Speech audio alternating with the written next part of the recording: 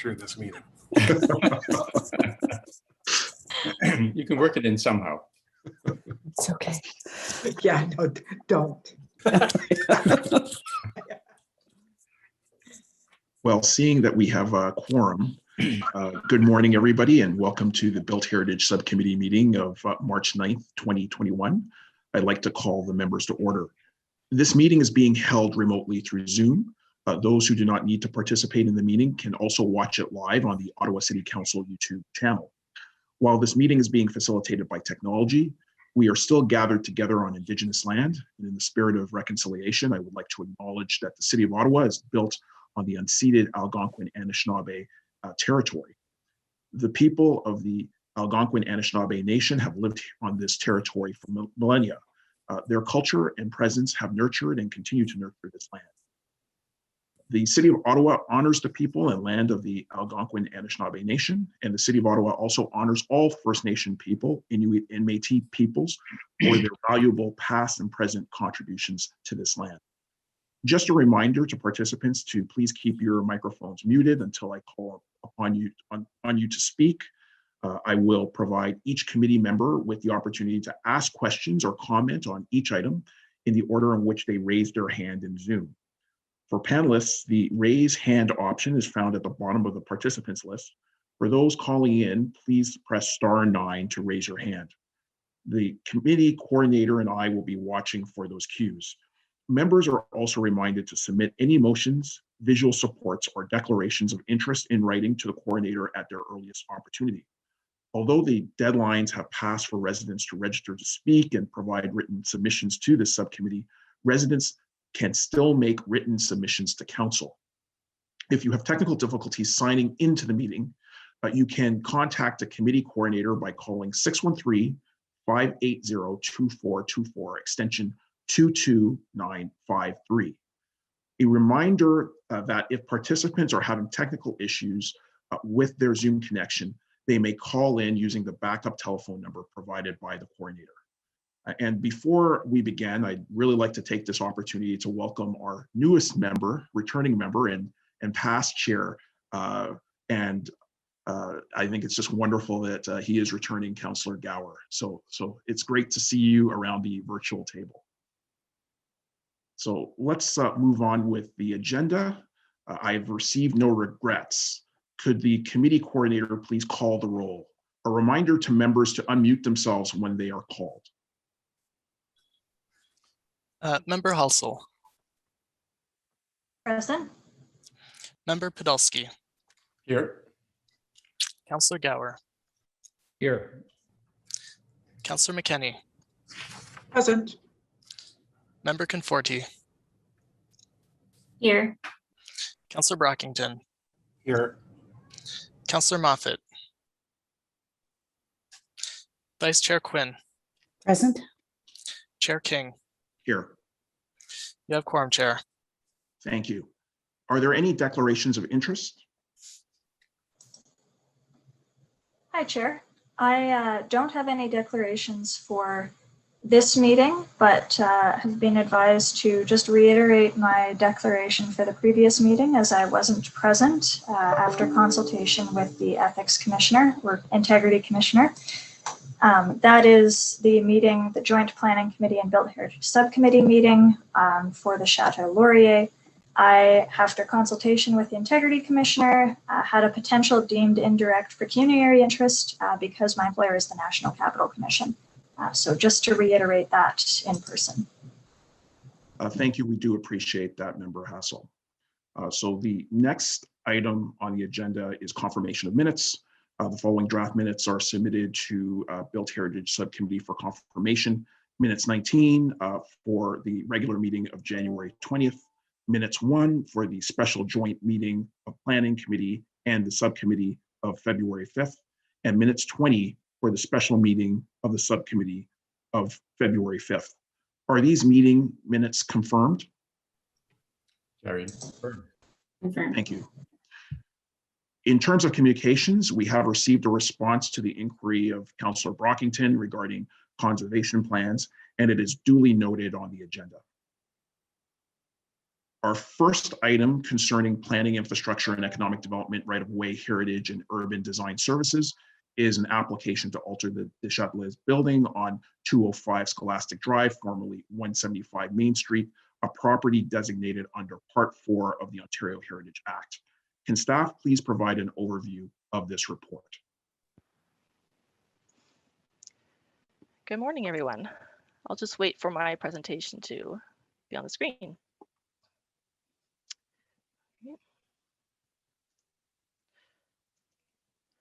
Oh, sorry, just bear with me for a second while I get my my notes up. Here we go. All right. So good morning, everyone, members of the Built Heritage Subcommittee. This application is for the Deschâtelet building, which is now located at 205 Scholastic Drive. Note that this address has recently changed from 175 Main Street. Next slide, please. This property is located in Old Ottawa East and is positioned between Main Street and the Rideau River. Next slide. The site features a 5-story stone structure constructed in phases beginning in 1885. The Deschâtelet building was constructed as a scholasticate for the Oblates of Mary Immaculate, a missionary order which sent priests and lay brothers to Canada to teach. It represents the role that the Oblates have played in the community since their arrival in Ottawa in 1844. Next slide. Committee members will remember this file as a heritage permit was issued last fall for this building. The alterations included the demolition of the rear chapel wing. The permit was approved conditional upon the following items: approval of the zoning. This was granted in the fall of 2020. Documentation of the chapel wing. This has been captured and submitted to the City of Ottawa Archives. Retention of some of the stained glass windows. These will be reviewed at the time of demolition. And the submission of a second heritage permit. This is what is before the committee today. Next slide. Here are the plans that were approved in 2020 showing the rear chapel wing that will be demolished. The current application includes filling in the void that will be left by the chapel wing, altering the front entrance, replacing the windows, as well as a few other minor changes to the building. Next slide. This is the rear view of the building. The portion outlined in red shows the removed chapel wing and the new permanent infill wall. The new wall will be glass on the first floor with metal panels above and metal shingles on the 5th floor above the cornice line. Next slide. This cornice line will respect the primary cornice on the building, continuing the established datum line. The windows on the wall will also reflect a similar pattern as the existing windows on the building. The wall will project slightly from the building, echoing the massing left by the demolished chapel wing. Next slide. The proposal also includes an intervention to the front entrance in order to meet accessibility requirements. The front steps will be removed and the existing entrance will be lowered below grade. This allows for 2 ramps to flank the door. The frontispiece will not be altered as part of this modification. Instead, new masonry piers will be installed to support the existing pilasters. A simple canopy will be installed over the door. This canopy will be in line with the existing stone banding between the basement and 1st floor. The front door, its pediment, architrave, and flanking piers are identified as cultural heritage attributes in the Statement of Cultural Heritage Value. Of these elements, only the front door will be replaced with a modern double door. In this particular situation, the benefits of providing universal accessibility outweigh the negative impacts caused by this loss. Next slide. The windows on the building will be removed and replaced. The current windows were installed in the 1970s and are aluminum. The new windows will also be aluminum and have the muntin bars on the exterior of the glass, providing a similar profile to the existing windows. While the windows themselves are identified as heritage attributes, it is the regular spacing, pairing, and shape that contributes to the cultural heritage value of the building. This will be maintained in the new windows. Next slide. Other minor alterations contained in this application include spot repointing, the construction of a glass link to connect to a featured gymnasium. This is outlined in a red box on the left hand of the image on the screen, replacing existing mechanical penthouse structures, and modifying some secondary entrances. Next slide. Standards and guidelines are what we use to review alterations to heritage buildings. The heritage value of the Deschâtelet building is related to its design value as a Beaux-Arts style building, its association with the Oblates of Mary Immaculate, Roman Catholic institutions and its various designers, and its contextual value as a local landmark. The proposed interventions protects the heritage value of the Deschâtelet building and its heritage attributes. Generally, the attributes include the stone construction, the classically inspired design elements, and the tree-lined alley from Main Street to the open forecourt. The proposal conserves these elements. Any stone restoration will be completed in a manner that respects the material and the building and will be done in areas only as needed. The proposed infill wall to fill in the void that will be left by the chapel wing will be clad in modern materials, making it distinguishable as a contemporary alteration. The massing, color palette, and detailing will make it compatible with the heritage building, while also being subordinate. In addition to this infill wall, a small glass link is proposed to the side of the building. This will connect to a future gymnasium. This link will be constructed using modern materials and will not impact any heritage attributes of the building. Next slide. As far as consultation goes, the Old Ottawa East Community Association was notified of this application. Heritage Ottawa was also notified, and I believe they've just sent in some comments. The ward councillors was notified, as were neighbors within 30 meters of the subject property. Next slide. Staff recommend to approve the alterations to the heritage building and delegate authority for minor design changes to city staff and issue a heritage permit with a 2-year expiry date. Thank you very much. Thank you, Ashley, for that detailed presentation. I also note that we did see correspondence circulated from Heritage Ottawa and also from 2 other residents. I think that the correspondence from Heritage Ottawa was a qualified approval, and I think that the correspondence from the residents were in opposition to the report recommendations. We do have 3 speakers on the list: Luc Paulin, Doug Van Durham, and John Stewart, who are on the registered speakers list for presentations.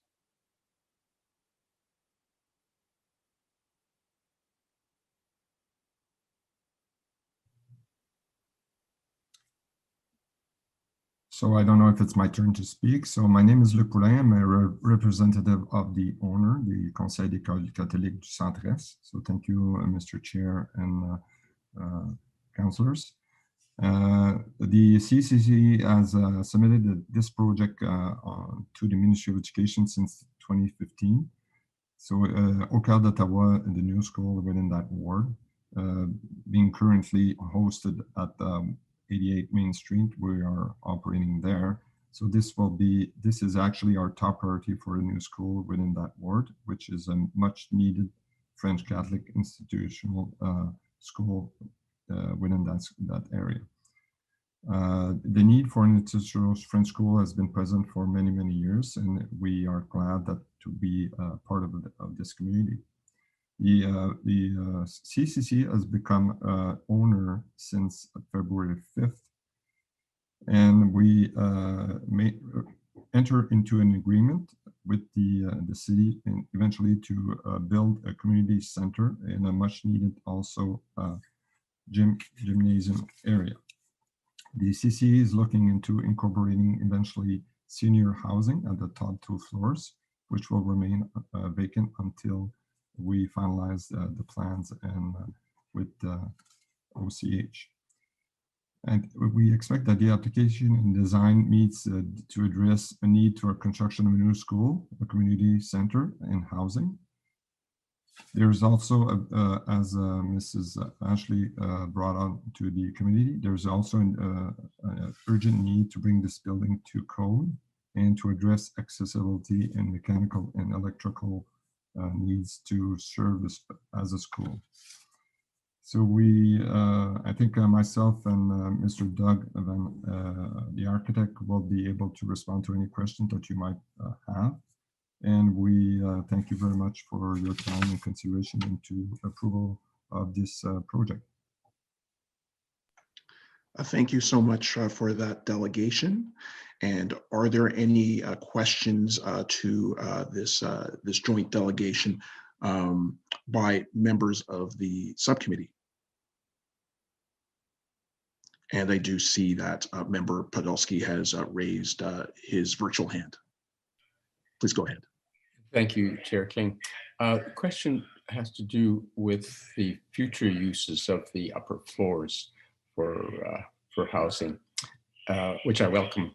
And I guess the question to the presenter is just to discover whether or not there will be any major interventions required to the exterior of the building because of the housing, future housing use, if that is known now.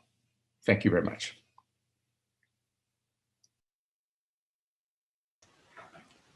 Thank you. I'd be happy to take that question. Right now, the plans we're putting forward, we do not see any requirement for interventions to the exterior of those top 2 floors. The plan is to replace the windows as with the lower levels. And certainly, I saw or heard some questions from the community regarding mechanical equipment required for the residential. What we're currently showing in the plans is a mechanical system that has the future capacity to accommodate the residential uses within what we're showing on the roof and in those projections. Very full answer. Thank you very much. Thank you, Member Podolsky.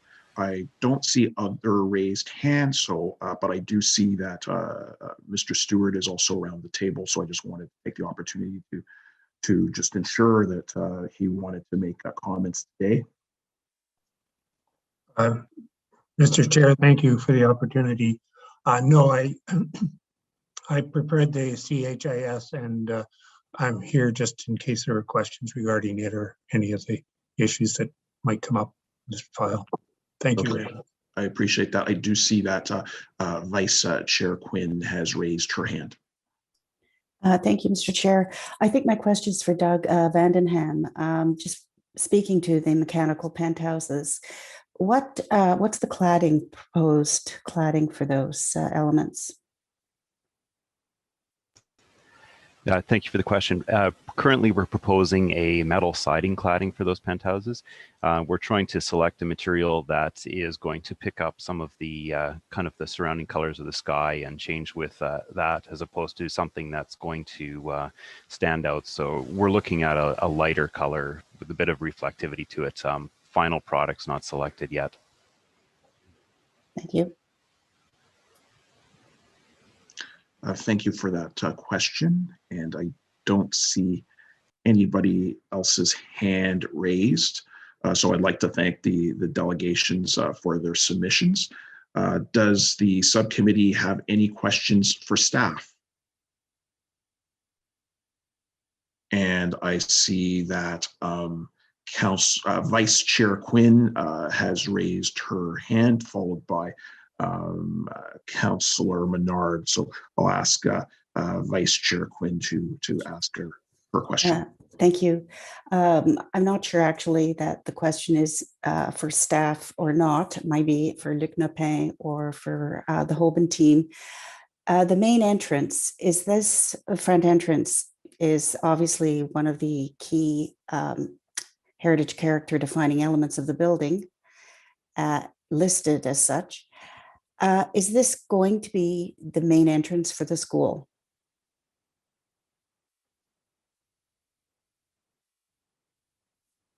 I can't hear if anybody's trying to answer. I think I would refer back to the architect on this. One second, they're coming back online. My understanding is yes. Okay, sorry, I don't know what the answer is.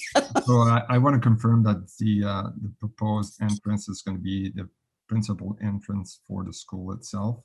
And there's still some discussion to be had with the city Parks and Recs staff, and just how to address the need for the community center, which in terms should have been met mostly from the back of the building itself. Yes, I wouldn't think the two would be shared as entrances. The currently surrounding the main doors, it appears to be a metal, is that the case? A metal contour surround the two front doors? Ashley? Are you referring to the stone that's currently there? The existing is stone. but right immediately around. It's glass and it has some metal between the glass. Okay, it's really hard to see. I have to say, I'll have to go back and have another walk around there. It's been a while. I just, I don't know. I personally, if I can make a comment, I find that the design of the entrance is really, you know, it's not terribly appropriate. It's not very satisfying. I would have thought that the Hoban team, with their reputation and wonderful designs and as an architectural firm, could have come up with something a little more pleasing. I'm just wondering what the limitations were around the coding on this, around building code. Are they forced to have the glass doors at the main entrance? I'm happy to address that comment. There's no code requirement to have full glass doors, although generally some visibility through an entrance door is required for safety reasons, so that someone exiting doesn't swing the door into someone entering. But what our approach here was to try to create an entrance that provided a little bit of transparency into the inside space of the building. Right now, the existing entrance a solid door panel with some side lights around it, and it's in some sense a little bit imposing for what we would expect to find for a school, which is a public institution.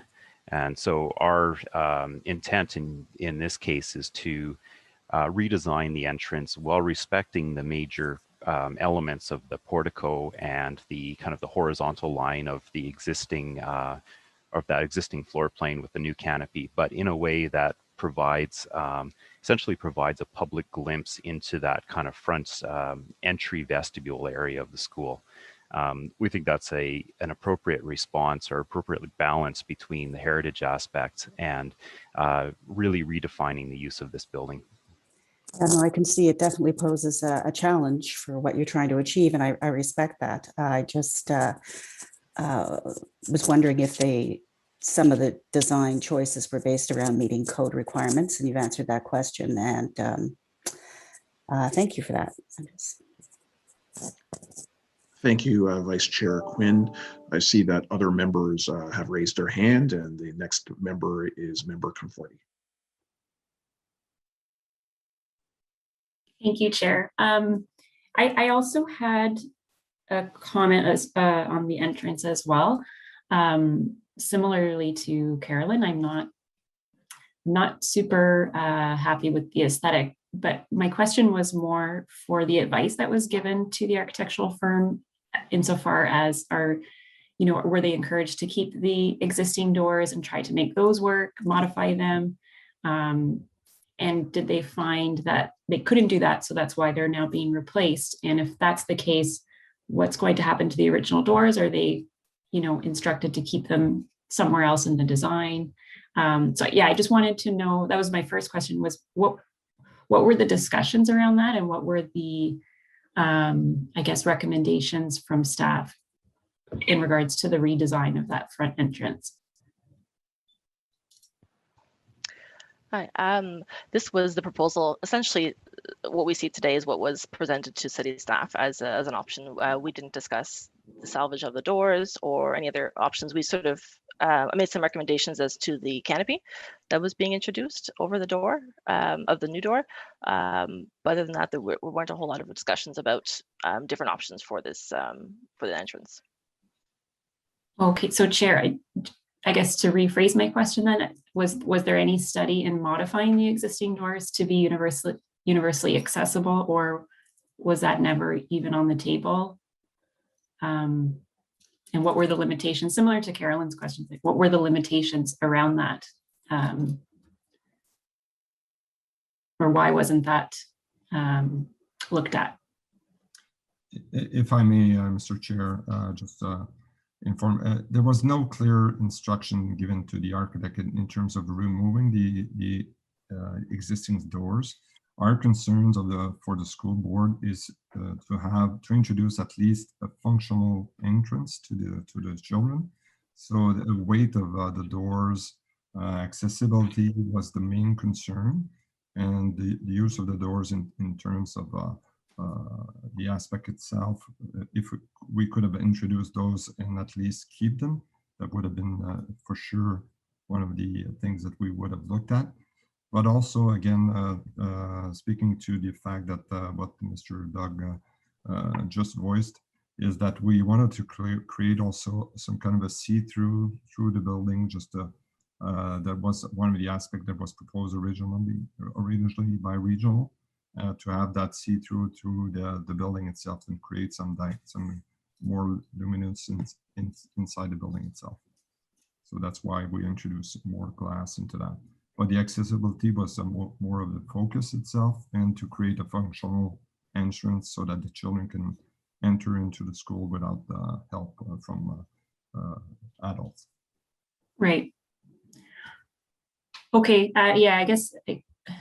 Okay. I guess I'm not fully convinced that there was enough study into could we keep the doors. But again, like you said, there was an instruction to do that. But maybe that's the concern I have, is that should have been the first approach. And then if that couldn't work, then you sort of, you know, that's how usually that's how conservation goes. Like you try to modify, and if you can't, then you replace. I guess it's really hard. That leads to my next question. It's really hard to understand how this site and how this building is going to work, because we've only seen portions of the design. So this was a question for staff, like what can we expect in the next heritage application? So I understand there was a heritage application that was approved for the demolition of the chapel wing, which at the time was very difficult to approve. And I remember not voting against it because I wasn't, again, convinced that it needed to be demolished. But so that was the first heritage application. This one is for alterations on the building itself. Will we be seeing a heritage permit for the future development surrounding the building based on the impact it will have on the heritage asset? Like, what is the next step in this process in terms of what we will see at this committee? It's my understanding that the gym will be forthcoming, and that will be an heritage application to accompany that design. And the applicant can speak to any other changes that they may require in the future. And any other changes will require a heritage permit. A separate heritage permit? Okay. Yeah. So I guess I understand from previous questions that this front entrance will be the main entrance, but is that where the school buses will be dropping off? Will the school buses be dropping off at the back? Will the schoolyard be in the back? Will the children actually be entering mostly from the back? Like it's very hard to, without the full picture, it's hard for us to know if the impact on that front entrance is really warranted, is the question, I guess. So, or a comment, it's not really a question. That was all I had. Okay, well, thank you, Member Conforti. The next person with their hand up is Member Hassel. Chair, I don't know if somebody could answer Member Conforti's question though around the lane and the back versus the front, and I think there was a question there. If not, I'll come back to it in my comments. Yeah, maybe we'll just come back and I'll let Member Hassel ask her question. Thank you, Chair. My question also had to do with the retention of various building elements. I know from the chapel wing there is an effort under the CHIS to retain as many of those stained glass windows as possible. I'm wondering how they're intended to be incorporated, because right now that's quite loose. And while we're on the topic of conserving these elements, I was wondering if there's been more discussion as to where those will be going as part of this adaptive reuse.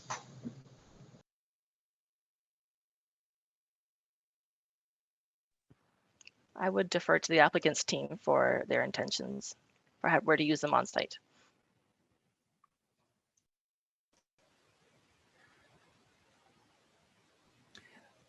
Currently, there is no specified location for those chapel windows to be reused. They're quite large. They're about a little over 8 feet high and about a bit over 12 feet long. And as part of the demolition process of the chapel, we're exploring the whether they're going to be able to come out in a single piece or they're going to have to be dismantled to a certain degree. The intent for reuse is to find a location, likely in the community center or gym, that is a suitable scale to actually incorporate those. But first, we're going to have to see what the condition of the windows are when they come out of the chapel space. So there's nothing on the plans right now that says, you know, reused windows go here. Can I actually also address the? Oh, can I also address the front entrance accessibility questions that came from two of the panel members? One of the challenges we ran into early on with this building, and what we generally run into with a lot of adaptive reuses of buildings built prior to 1950, is that front entries tend to be half a level above grade. In this case, the original front entry for the building was actually almost a full level above grade and had a significant number of stairs you had to go up to get to. When the building was reclad, that entrance was lowered to kind of halfway between the first level and the second level, which meant that, first of all, to get to the door, someone would have to go up a set of stairs. And then once inside the building, there was a second set of stairs. And from a point of view of accessibility and really meeting the intents of providing a universally accessible building, particularly for the use of a school, it was very, very difficult to work with that half a level up outside, half a level up inside split. And so that constraint of accessibility was one of the primary things that drove us to the design solution we've put forward in this heritage application of maintaining the portico and in its current location, but to essentially lower the entry floor down to the lower level, so that as opposed to having a stair on the outside or a large, you know, very significant piece of ramping on the outside to get to that level, plus needing some sort of stair or some sort of lift on the inside to reach either of the lower level or the second level, we felt it was a less obtrusive heritage intervention to lower that entrance down and create that new kind of depressed front entryway for the school. So I hope that kind of provides a little bit of insight into our thinking and our design approach for that area.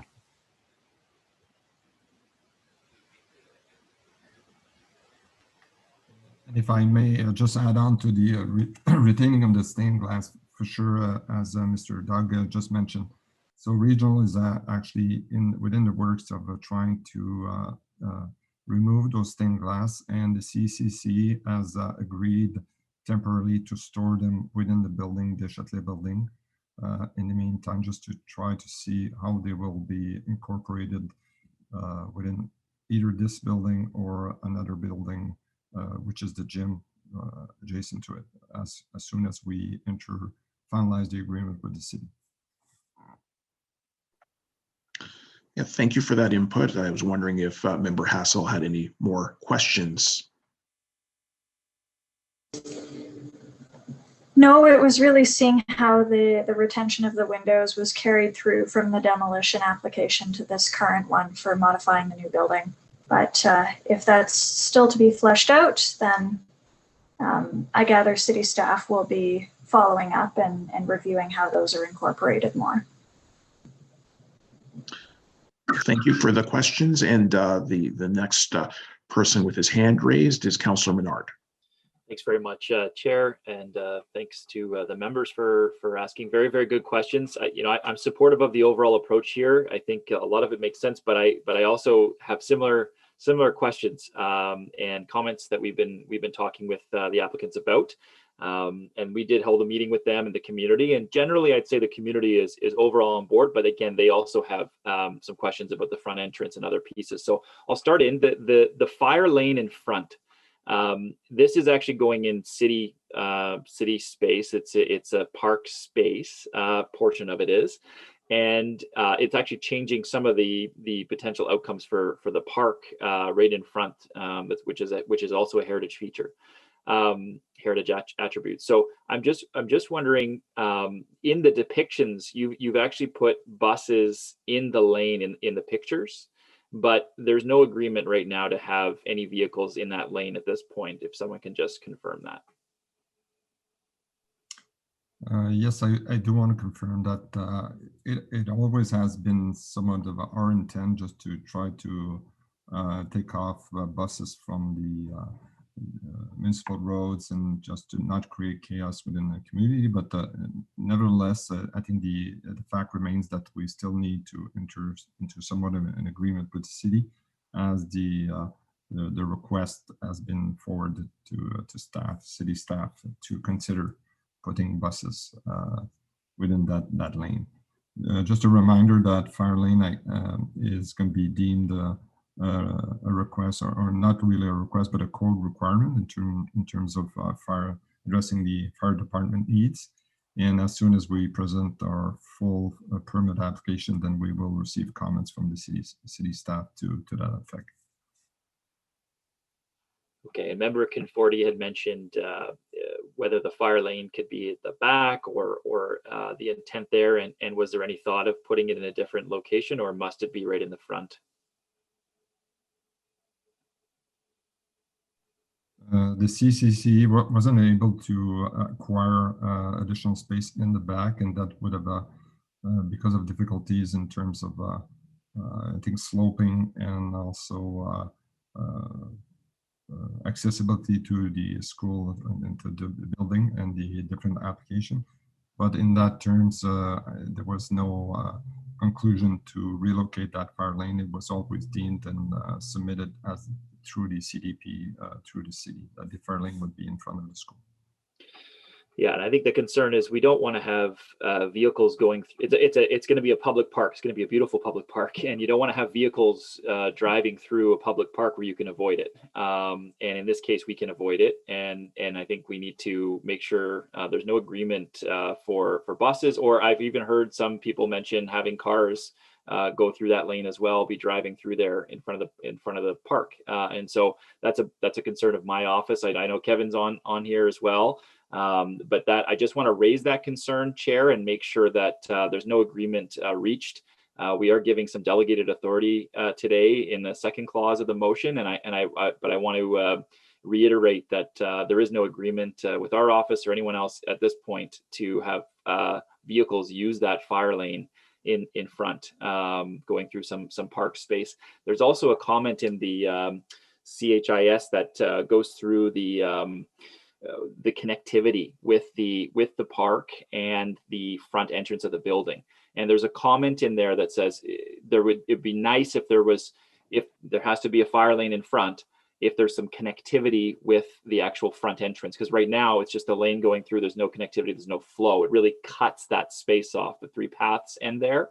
And it would be nice. So if staff or the applicant can comment on the connectivity of that lane leading into the front entrance as a feature that might be desirable in the future, be helpful. Well, I'll definitely welcome input from Mr. Wary. I know that that he's on the line. Of course, this is straying a little bit away from the heritage permit. It might be more in the realm of site plan control, but I definitely want to hear the input from staff.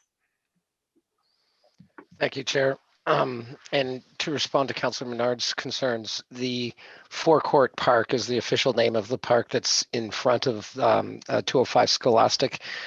It is a city-owned park, and it is subject, actually, all our plans are yet to go through a public consultation process, and the design of the forecourt is also subject to Built Heritage Subcommittee approval as well, because the park itself has heritage elements to the overall area. So for the purposes of a school opening, a temporary fire lane is being permitted at the front because that is definitely required in order to operate a school safely. However, the final design of these plans will be subject to further negotiation with the school, with design consultations with the community, and further approvals through this committee as well, subcommittee as well. That's great. Thanks so much, Mr. Wary. Appreciate that in our conversations on this. I think it is in with Chair. Just so you know, it's in the CHIS, so it was there, discussed in there, that lane, and obviously relates to the building in a heritage context. And so I hope you permit me just one more quick question about that far lane or comment about it. Absolutely. Okay, thank you. So if we can work on that together to reduce its impact on the heritage attributes of this building, to make it flow a little bit better. And I know it needs to be 6 meters wide, and the minimum requirements are a gravel road.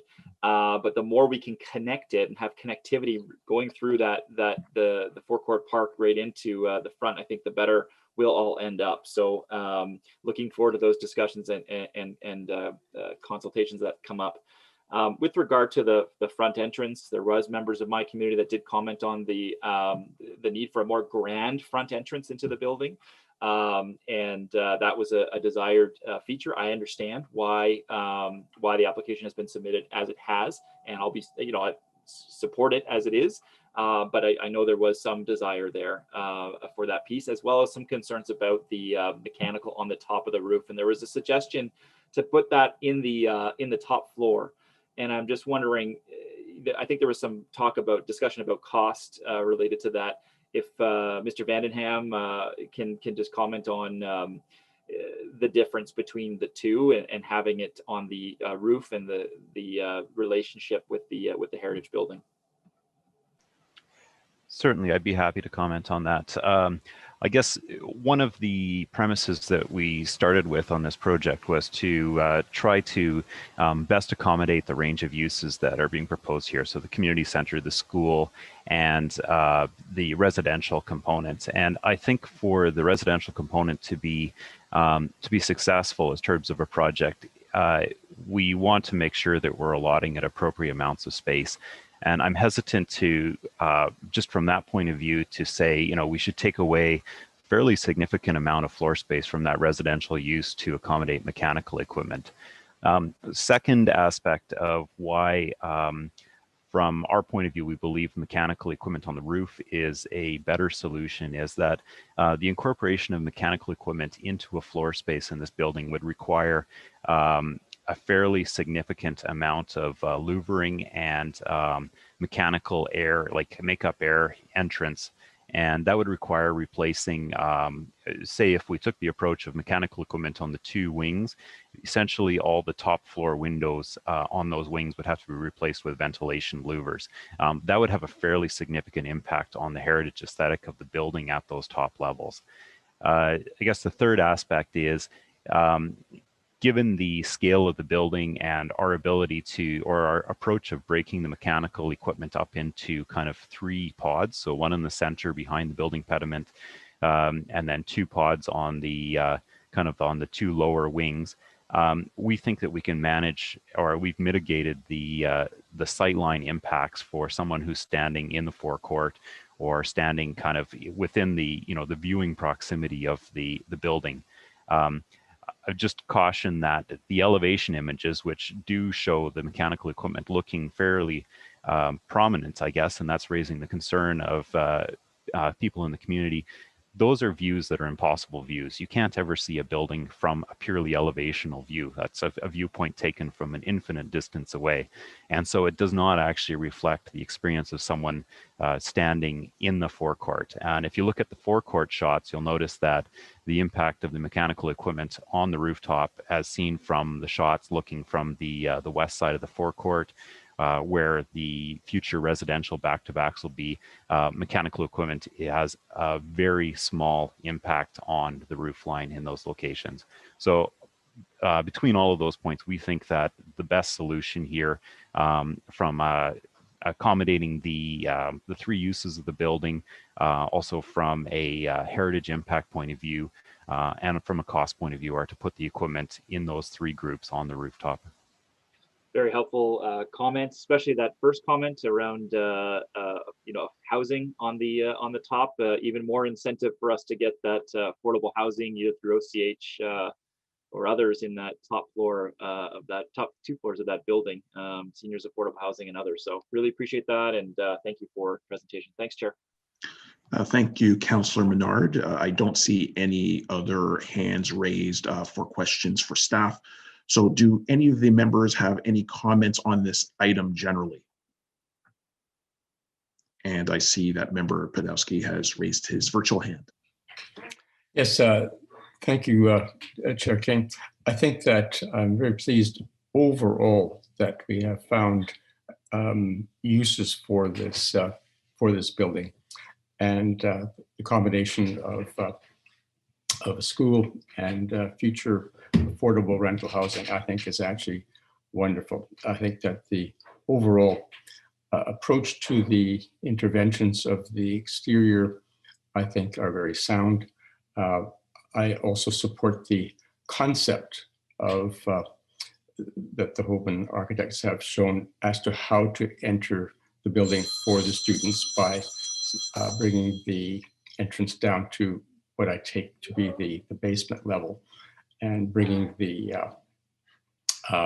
slot that the entrance previously had down to what is essentially ground level.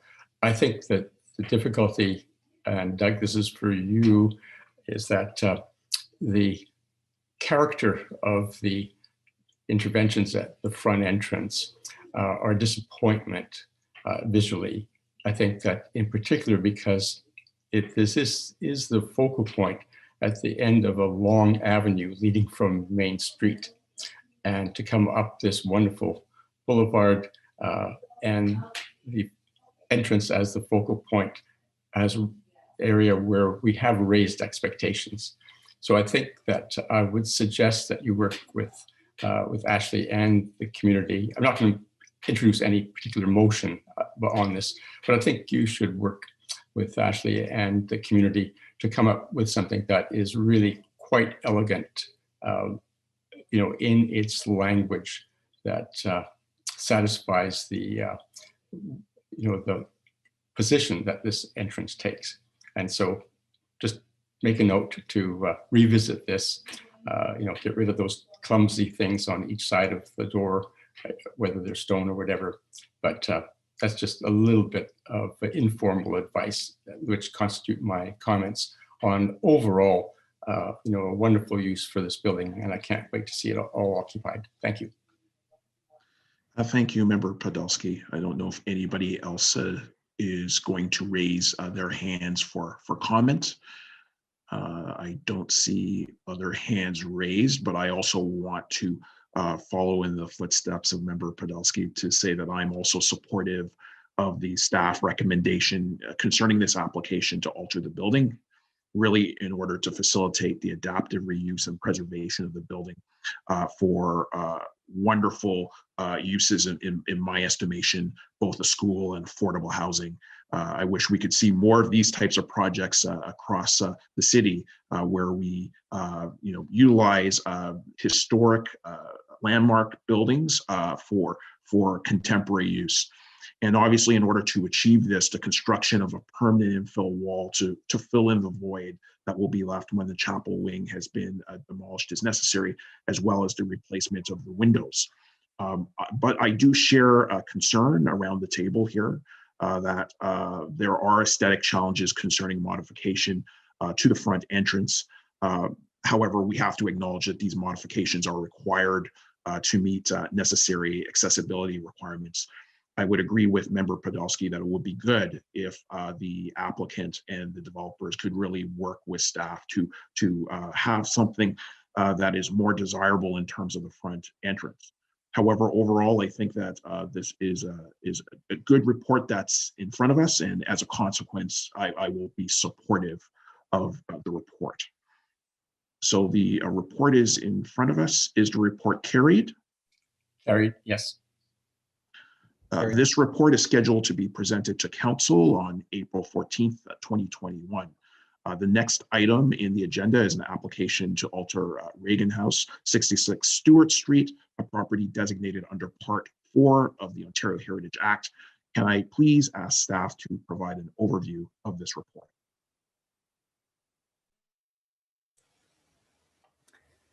Good morning, members. I'll just wait for my presentation to come up. Okay, Before I begin, I would like to introduce myself to those on the committee I have not had the opportunity to meet.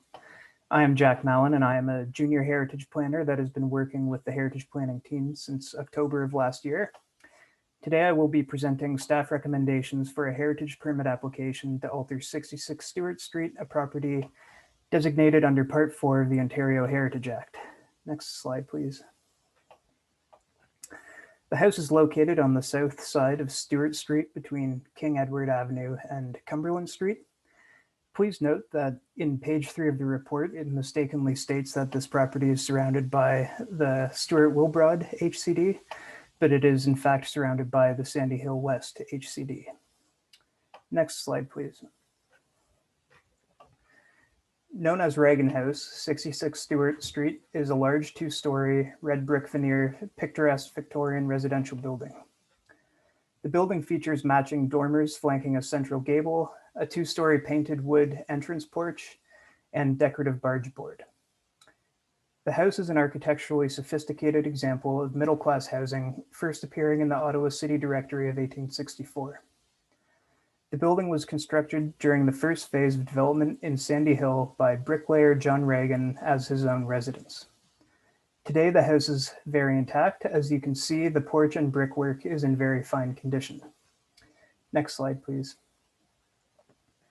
Some alterations have been made at the rear of the property, including the vinyl-clad shed dormer that can be seen in the picture on the left. Next slide, please. The application proposes the construction of a 2-story addition to the rear of the building, seen in the center of the site plan here, and the construction of new window openings on the east and west facades of the existing structure. Next slide, please. The addition will feature a flat roof, wood cladding, and will have side yard setbacks that are an additional 0.6 meters from the existing house. The new windows on the addition and the existing house will be constructed with aluminum clad wood to match the original wood windows. Next slide, please. 4 windows will be added to the existing house. The windows proposed on the west facade and the window proposed on the east facade's second story are in keeping with the historic style of the original windows. The proposed window on the first story of the east facade, seen at the bottom left, is not in keeping with the style and profile of the original windows. As a condition of approval, staff recommend that this new window and opening match the style and profile of the original windows on the front of the house. Next slide, please. Since this is a Part 4 designation, Parks Canada's standards and guidelines are used to evaluate this project. The proposed addition and new window openings align with the standards because the alterations will not compromise any of the character defining elements as laid out in the statement of reason for designation. The proposed addition is located at the rear of the building and will not negatively impact the massing or form of the original structure or symmetry of its front facade. The proposed addition is compatible with the original structure because its wood cladding aligns with construction materials that were commonly used in the 19th century. It is subordinate to the original structure because it is lower in height than the original building and is set in on both the east and west sides of the property. Additionally, the flat roof will not obstruct or interfere with the original roof line. The addition will be distinguishable from the original structure because its wood cladding, fenestration pattern, and flat roof ensure stylistic distinction. Lastly, the addition will not alter the form or integrity of the original structure. Next slide, please. As part of the pre-consultation pilot program, we discussed this project with the Community Association in December. ASH is supportive of the addition, but raised concerns about the minor variance requested for a reduced rear yard setback. We've provided ASH with the contact information for the planner responsible for the variance application. Heritage Ottawa was notified of the application and supports the addition if it conforms to the setback provisions. We've discussed this proposal with the ward councillor, and neighbors within 30 meters were sent notification letters. Next slide, please. Staff recommend that the Built Heritage Subcommittee 1, approve the application to alter the building at 66 Stewart Street, conditional upon the proposed new window and opening on the east facade of the original structure match the style and profile of the other windows on the historic building. 2, delegate authority for minor design changes to the general manager, planning, infrastructure, and economic development. And 3, that the permit be issued with a 2-year expiry date. This concludes my presentation, and thank you for your time. Thank you, Jack, for that excellent in-depth presentation. Very informative, both to the subcommittee and to the general public. On this report, we did receive correspondence from Heritage Ottawa, and we do have one speaker registered to speak, and that is Scott Irwin on behalf of the applicant.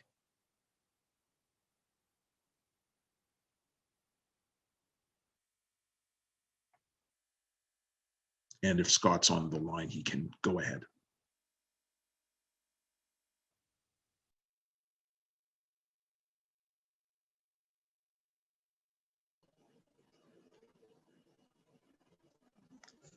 Hi, everybody. My name is Scott Irwin. The presentation was covered off everything that I was going to talk about. I can answer any questions. Excellent, thank you. And does subcommittee have any questions for Scott? I'm not seeing any hands raised. So does the subcommittee have any questions for staff on this file? And I see that member Hassel has her hand raised. Thank you, Chair, and thank you, Jack, for the presentation. Just a very quick basic question for me. The condition to have the east and western windows match those on the original building, does that also apply to the southern windows on the rear of the building?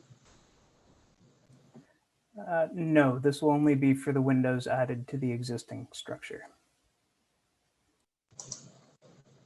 Okay, thank you very much. Thank you, and I see that member Podolsky also has his hand raised. Yes, thank you very much. This is a very minor point. Jack, could you put up the elevations again, the side elevations, if you wouldn't mind doing that? Eric has those. Yeah. Yeah, there we are. Maybe it's one of the disadvantages of my being an architect, but I noticed on this one that the major gable at the front and the dormers have been neglected in the drawing, or certainly it doesn't mean that they're going to be demolished. But I think that one of the things that should be done is that if an elevation is drawn, it should be the full elevation, which also records the heritage character defining elements, such as the major gable entrance, the front entrance, and the dormers. This is a record of an incomplete submission, and I think that it can be corrected, and I suggest that these two drawings be modified in order to include the heritage character defining elements of the exterior, so that the city has a record of what is there today. Thank you. We will ask the applicant to correct the elevations and note this for future applications. Thank you for that point of clarification, Member Podolsky, based on the expertise that you have, and it's much appreciated. And I know that staff has noted that they will look at this in the future in terms of future applications. Are there any other questions for staff? Seeing none, do any of the members have comments on this item specifically?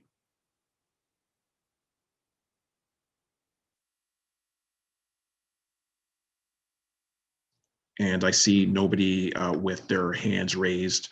I just wanted to note that I'll be supportive of the staff recommendation concerning this application, as it does meet standard and guidelines for the conservation of historic places, with the condition that the proposed first story window and opening on the east facade be modified to match the style and profile of the other windows on the historic building, and that the proposed addition and alterations are also in keeping with the standards and guidelines in that the addition is located in the rear yard, setback lower than the original house, and clad in complementary material.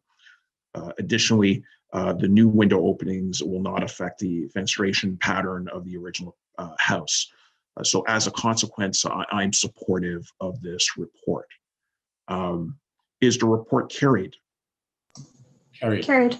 Carried. This report is scheduled to be presented to Council on April 14th, 2021. The next item is an application to alter 61 Park Road, a heritage property designated under Part 5 of the Ontario Heritage Act and located within the Heritage Park, within the Rockcliffe Park Heritage Conservation District. Can staff please provide an overview of this report? All right, let's wait for my presentation. Here we go.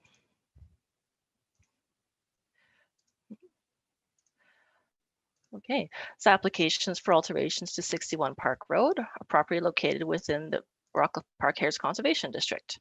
Next slide, please.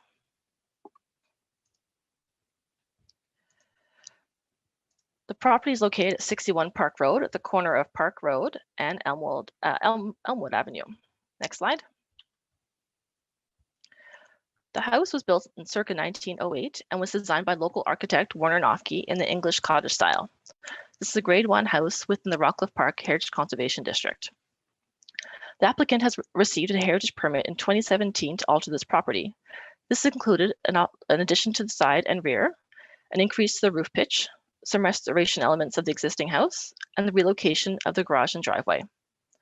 The applicant did not build their house according to the approved heritage permit plans and are therefore requesting permission for their as-built condition. Next slide. Here are some images of the existing house. The blue box on the left image shows the addition to the side. The red arrows indicate areas of the building that differ from the approved plans. I will address these in more details in the upcoming slides. The right-hand image shows the west elevation as seen from Elmwood Avenue. This is a corner property and the side elevation is also important. Next slide. Here are the rear and east elevations. Most of what is seen in the images are the new garage and the addition. Next slide. These are perspective views from the side and rear of, so the side and front of the house. Next slide. The heritage permit was approved in 2017. A left-hand image shows those approved drawings here. The red arrows identify the elements that staff are recommending the applicant be made to comply with from the previous approval. This includes removing the aluminum soffits and replacing them with wood. As per the guidelines in the Rockcliffe Park Heritage Conservation District Plan, aluminum soffits are not permitted. Also suggesting that the applicant reinstate the wooden rafter tails. Wooden rafter tails are original to the house and should have been reinstated after the alterations to the roof. The plan states that character defining attributes, including but not limited to shutters, brackets, window details, shingling, barge board, and finials, shall be retained and conserved. This guideline refers to the conservation of attributes of the building, like rafter tails. There should be recommendations also to paint the exposed wood trim around the front door, remove the wooden post, and reinstate the open wooden canopy over the door. As stated in the plan, the conservation of small canopies found on many houses in the district is encouraged. The house historically had a wooden canopy, and the 2017 permit included plans to reconstruct the original canopy, which was in poor condition. This is an important attribute that typifies English cottage style and should be retained. The last element of the condition is to paint the exposed wood on the side porch, removing the metal flashing, and installing the missing horizontal wooden beams. The plan states that screened-in porches were popular in the mid-20th century in the district, and the retention of these porches is encouraged. As part of the design for the 2017 permit, heritage staff supported the relocation of the screened-in porch from the east facade to the west facade in order to accommodate the new addition. In reconstructing this porch, some of the detailing making it appear subordinate was altered. Staff recommend the removal of the metal flashing and the reintroduction of the wooden horizontal beam. This beam connects to a datum line across the house, creating a break between the first and second floor. Next slide. This is the side elevation from Elmwood Avenue. Note that the wooden rafter tails are not present and the soffits are aluminum, not wood. In the rear addition, it was planned to have a half timbering motif. However, the applicant did not install this. Staff have no concerns over this alteration as it does not impact the heritage attributes of the house. Next slide. Here's the landscape plan that was submitted as part of this application. The house and its addition is colored in blue, the driveway in dark gray, and the lighter gray items are the newly proposed paving areas. The applicant constructed 2 walkways in the front yard, one of which was not approved in the former landscape plan, and the other which was constructed wider than approved. Both are concrete, a material that is not widely used in Rockcliffe Park. The rear yard features a pool, wooden deck, and an at-grade terrace. While pools do not require a heritage permit, changes to this hard and soft landscaping must respect the guidelines in the Rockcliffe Park Heritage Conservation District. The proposal includes decreasing the size of the previously approved deck while substituting this hard surfacing with a paved area around the pool. Next slide. Staff have regard for Parks Canada standards and guidelines for the conservation of historic places when reviewing applications to alter. Staff feel that the current as-built condition of the house does not conserve the heritage value of the historic place, neither the house nor the Heritage Conservation District. Many of the attributes have been removed and replaced with aluminum or concrete, including the soffits, railings, steps, and walkways. Next slide. Consultation. The Rockcliffe Park Community Association, Residents Association, was notified of this application. They have some comments in the report, and also I believe they submitted comments to the committee coordinator, which have been circulated.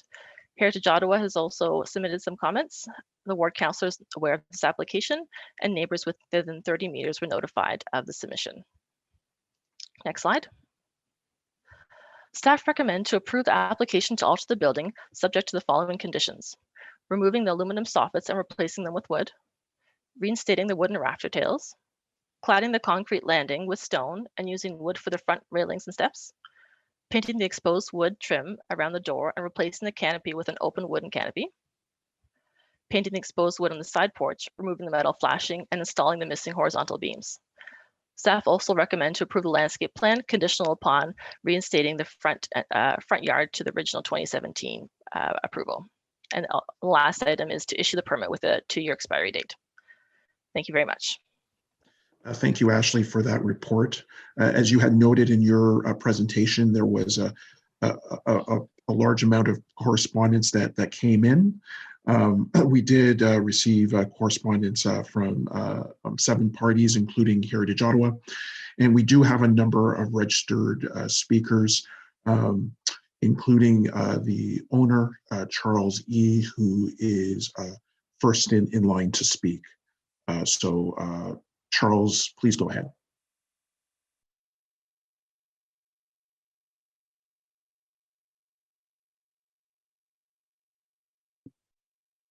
I'll try again. Good morning, Mr. Chair. Good morning, members of the panel. We've owned this property, 61 Park Road, since 2016, and we've been trying to make a home. We went through a very lengthy process, and at the end of it, just before we got the building permit, we were told that the screen porch could not be screened. It had to be open. And so that made it necessary to eliminate some parts, such as the screen door that was part of the original design. I have slides that I will use to show the points that I'm making, Mr. Chair.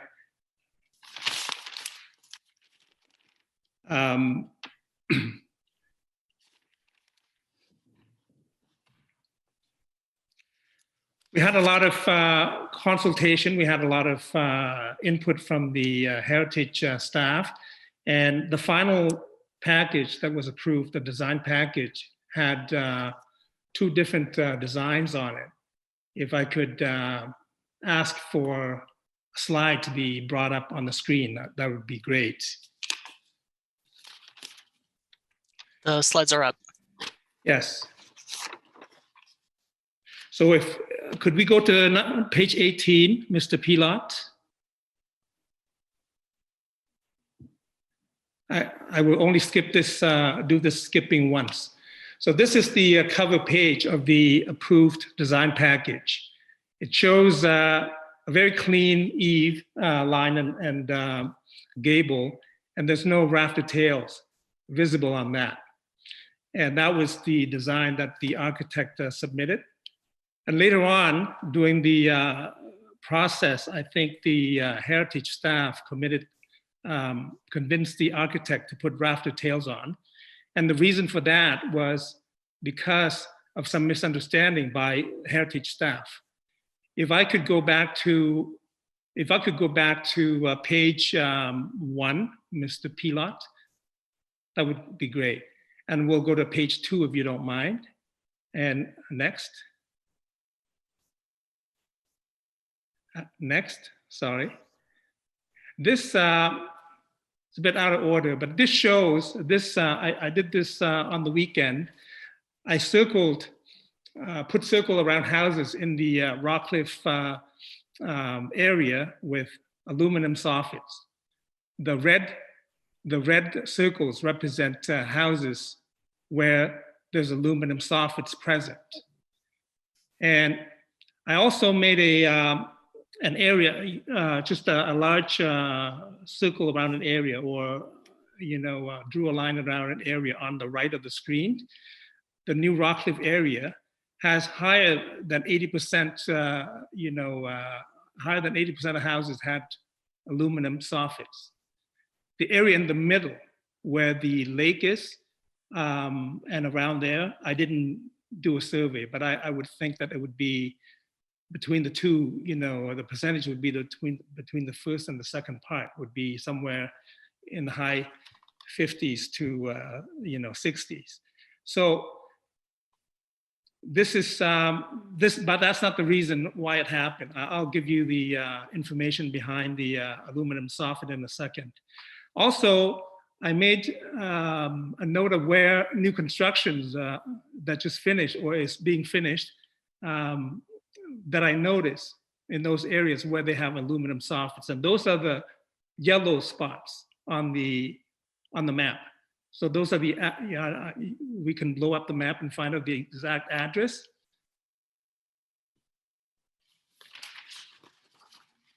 The next page, next slide.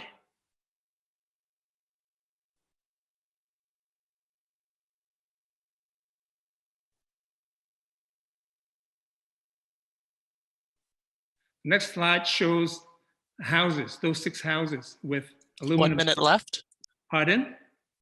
Yes, those are new. Those are new construction. Those are finished around the same time we put the soffits in or are being built right now. So right now, this is happening. Now, if we could go to page 7, please, Mr. Pilot.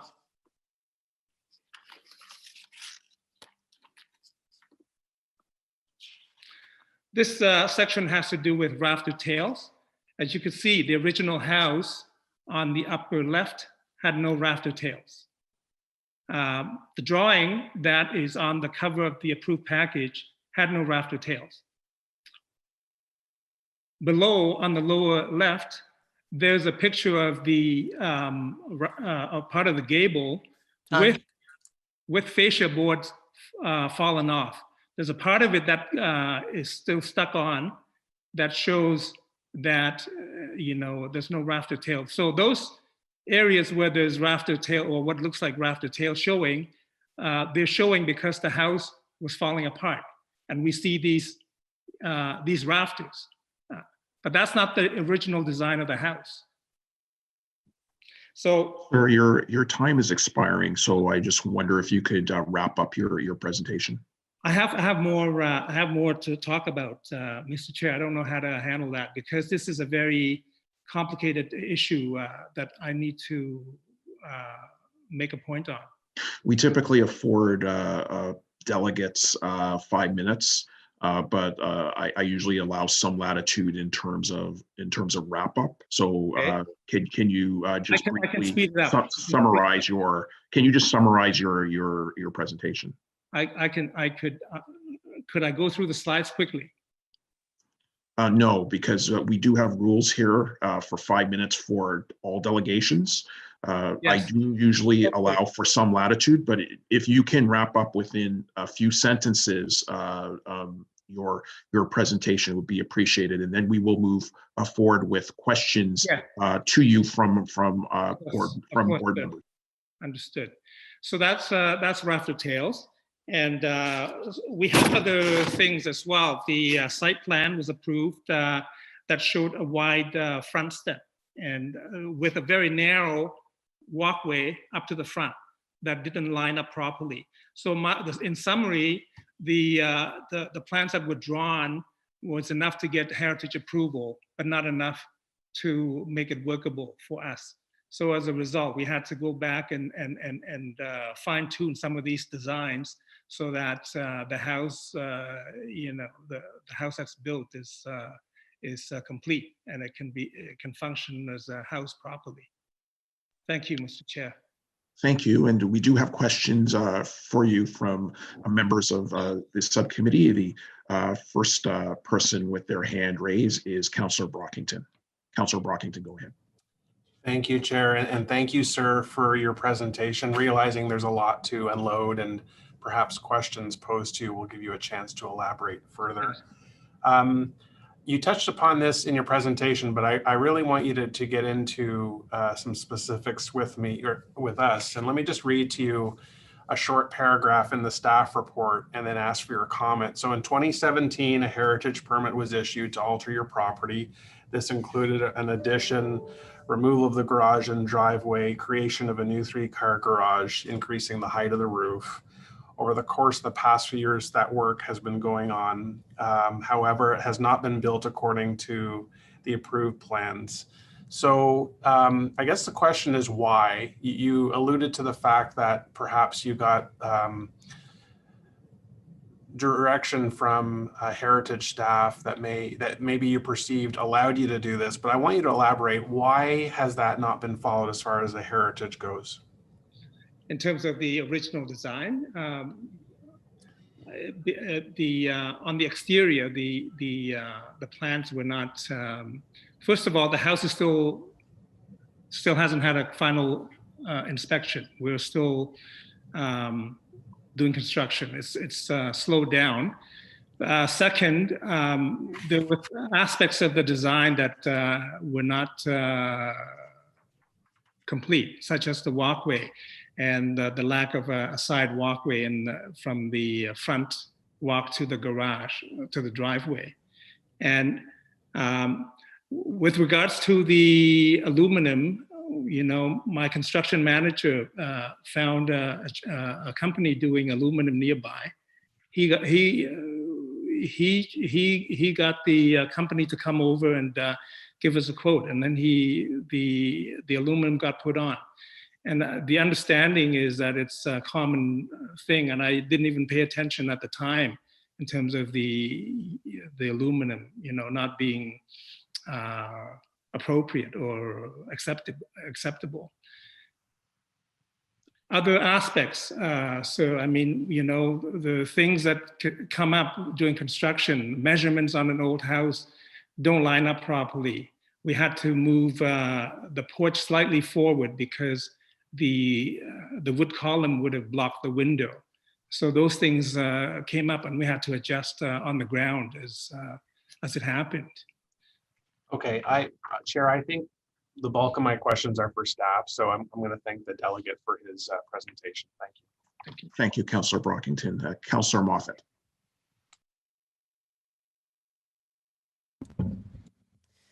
Yeah, I think my question was the same as Councillor Brockington's, just the whole why thing. I mean, you show up at committee October 2017, you got a big petition of people supporting your application, and then you go and find a guy down the road to put your soffits on. I don't know. Strange thing to do. But that's my question was the same as Brockington's, and I guess he kind of answered it. Thanks. Thank you, Councillor Moffat. I don't see any other questions, so thank you, Charles E., for your delegation. The next person on the list is Linda de Carrier.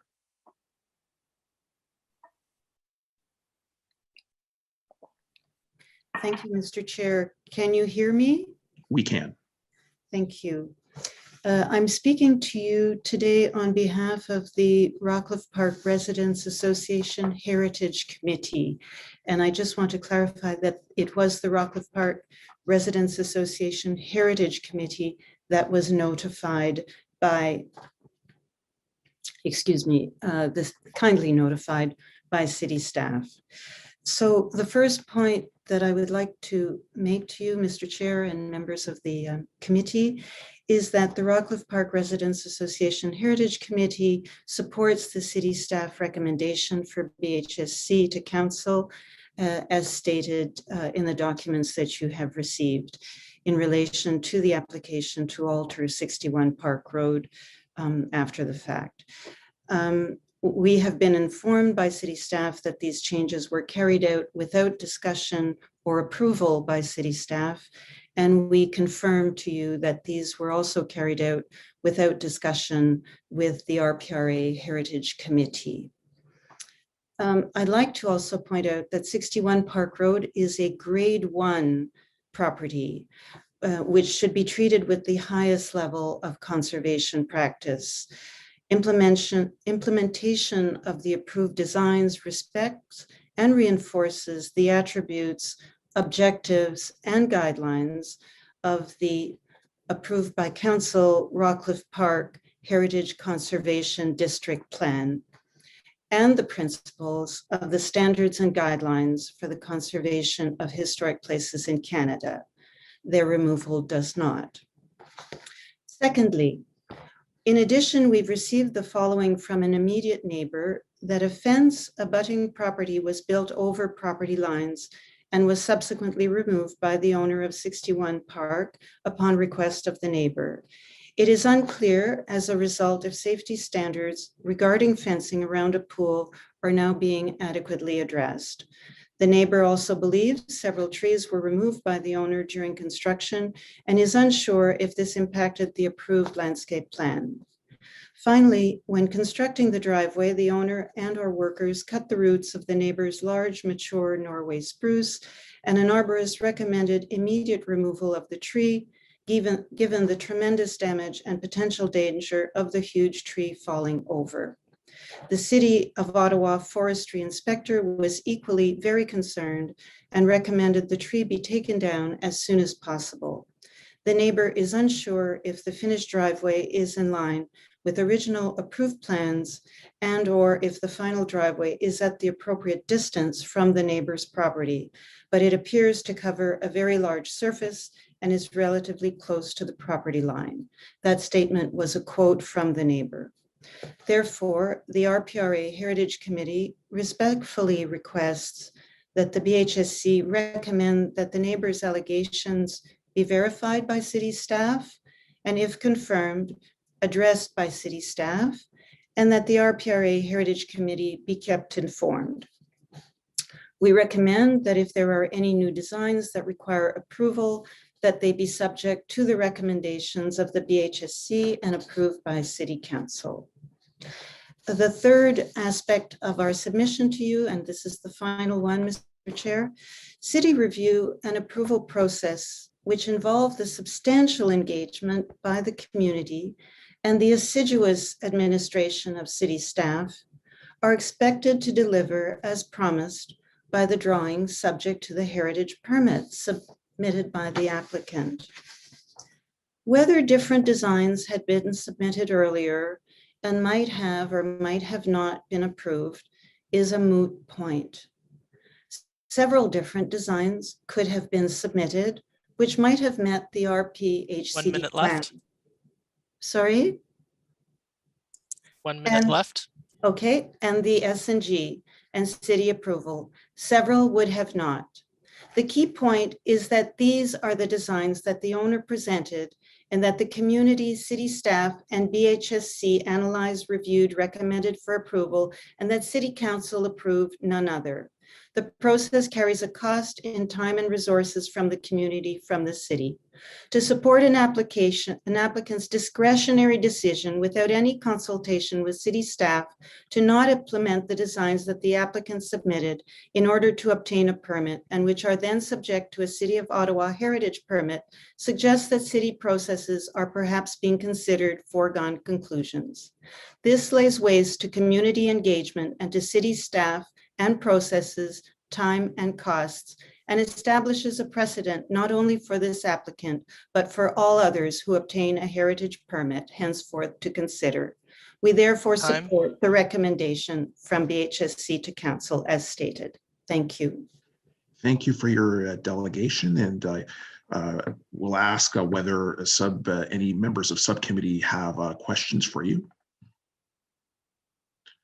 I see no hands raised, so thank you for your delegation. The next registered speaker is Marianne Favor. Good morning, Mr. Chair and committee members. I'm Marianne Fever, and I live at 90 Park Road, which is immediately across the street from the application 61. I fully support city staff and the RPRA Heritage Committee's stand on this application. I feel that the permit should not be accorded until such time as the conditions that they list have been met. I would like to add a few remarks about the landscaping, which amongst others, I mean, we know that the landscape, I mean, the heritage plan says that you can only make a 3-meter entrance at the street level into the driveway. What they had originally planned to do looked amazing. It was weaving its way through a bank of trees that were between that and the garage. I said, bravo, good for you. You're conserving the trees. Well, what in actual fact happened was everything, all quite to the contrary. They just plowed down every tree except for one large maple, but then they made a very large driveway, much wider than I believe was permitted. And they also summarily took down a whole bunch of trees in the backyard. They're applying now for a deck of this kind of thing. And if you look at the final plans, there's really not much greenscape left at all. And so I just feel that this applicant has shown a complete lack of appreciation or knowledge of the heritage plan and is aimed to retain greenscape. The plan is so clear that softscape must dominate the property, and here the applicant has covered the property with an addition to the house that is, first of all, more than twice the size of the original house, and with excessive landscape. He's installed a pool and built a framework for the terrace and the deck and this huge wide driveway and wide walkways. And I just feel that he should be called on this, and I feel he should restore some of the green space if at all possible. And just finally, I just think, what does it mean when a property owner can build a house implementing multiple design decisions other than those proposed and accepted by city and upon which the permit was granted, and then to expect the city to rubber stamp it in an as-is condition? In addition, I find that changes to the landscape plan where there's massive loss of softscape and soft landscape and trees is particularly egregious. That's it. Thank you. Thank you for your delegation. Do any members of the subcommittee have any questions? I don't see any hands raised, so thank you for your delegation. And the next registered speaker is Beatrice Hampson. Thank you, Councillor King and Chair. Can you hear me? Yes, we can hear you. Oh, thank you. And members of the BHSC committee and the hardworking Heritage of Ottawa staff. And many thanks for the opportunity to speak. Again, I fully support recommendations submitted by the RPRA and our chair, Linda DeCare. And my purpose in speaking today is to persuade members of the SC that if possible, they urge, encourage, provide incentives to the applicants of 61 Park to remove as much as possible the hardscaping, particularly the pavement, which can accommodate multiple cars, and any superfluous hardscaping from the east and the rear yard and the west rear yard as much as possible. And that they be encouraged to replant mature trees and shrubs to create a natural canopy and boundary that existed between our properties. I believe there are some slides that Eric has, and we can refer to them in a minute. I hope if you can put them up, Eric. My husband and I are the occupants and owners of 338 Elmwood, and we would be willing to cooperate and negotiate within reason. Eric, if you can just, let me just finish this and then we can go to the slides. So we, the occupants and owners of 338 Elmwood, would be willing to cooperate and negotiate within reason some support for the restoration of a green curtain on our respective property lines. We as neighbors would need to work together and agree to ask a conservation landscape professional to facilitate the process, which would be of mutual benefit to both our properties and is in keeping with the conservation and green softscaping of our heritage neighborhood as protected by the Ontario Heritage Act. And so let us just go down.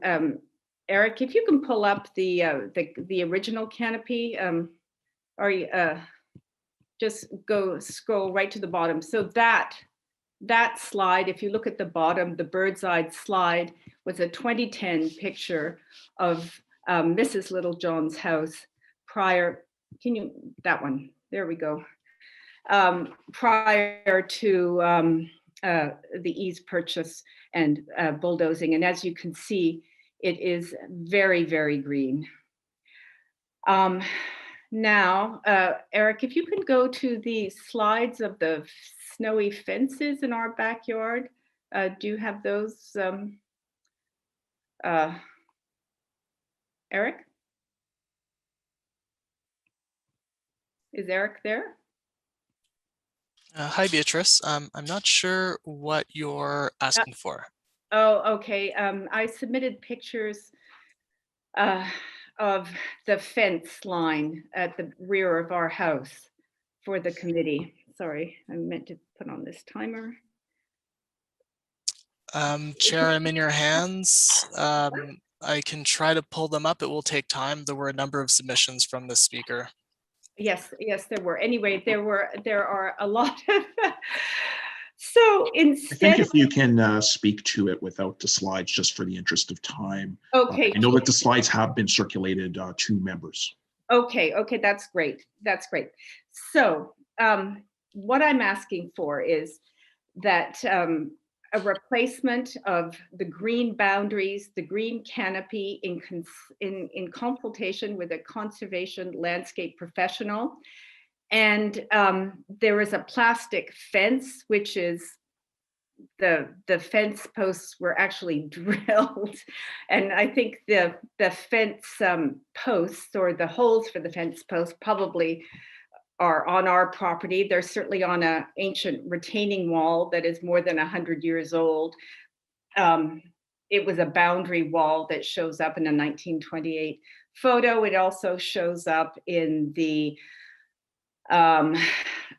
surveys that I submitted to the committee. And if there is further damage to those remaining trees that are 30 centimeters plus to 50 centimeters in circumference, which there will be because their root beds were damaged, that the applicants, Mr. and Mrs. E, be encouraged to replace those trees of a deciduous coniferous variety. And I know that Eric has this introduction to other materials that I submitted to you, and I'm happy to answer any questions. Thank you very much for your time, and thank you, Eric, and all the hardworking staff. And I think Mr. Podolsky knows the West Addition on our house because I believe he may have designed it in 1970. So thank you for your time. And thank you for yours, and thank you for your delegation. It's much appreciated. Do any members of the subcommittee have any questions? I don't see, oh, I see Councillor Moffat has a question for you. I'm just going to say on behalf of Barry, there should have been a point of privilege that someone let out his age. Just doesn't seem fair. I won't talk about your age. That's a good. Yeah, I didn't know if he'd have to recuse himself, but anyway. Well, thank you for that moment of levity, Councillor Moffat. I don't see any other hands raised, so thank you so much for your delegation. Does the committee have any questions for staff? And I see that Councillor Gower raised his virtual hand first. Thank you, Chair. Yeah, so what we're seeing here is the city issued a heritage permit previously, and the work was not done according to the permit. And I guess at the committee today, the property owner is asking for forgiveness.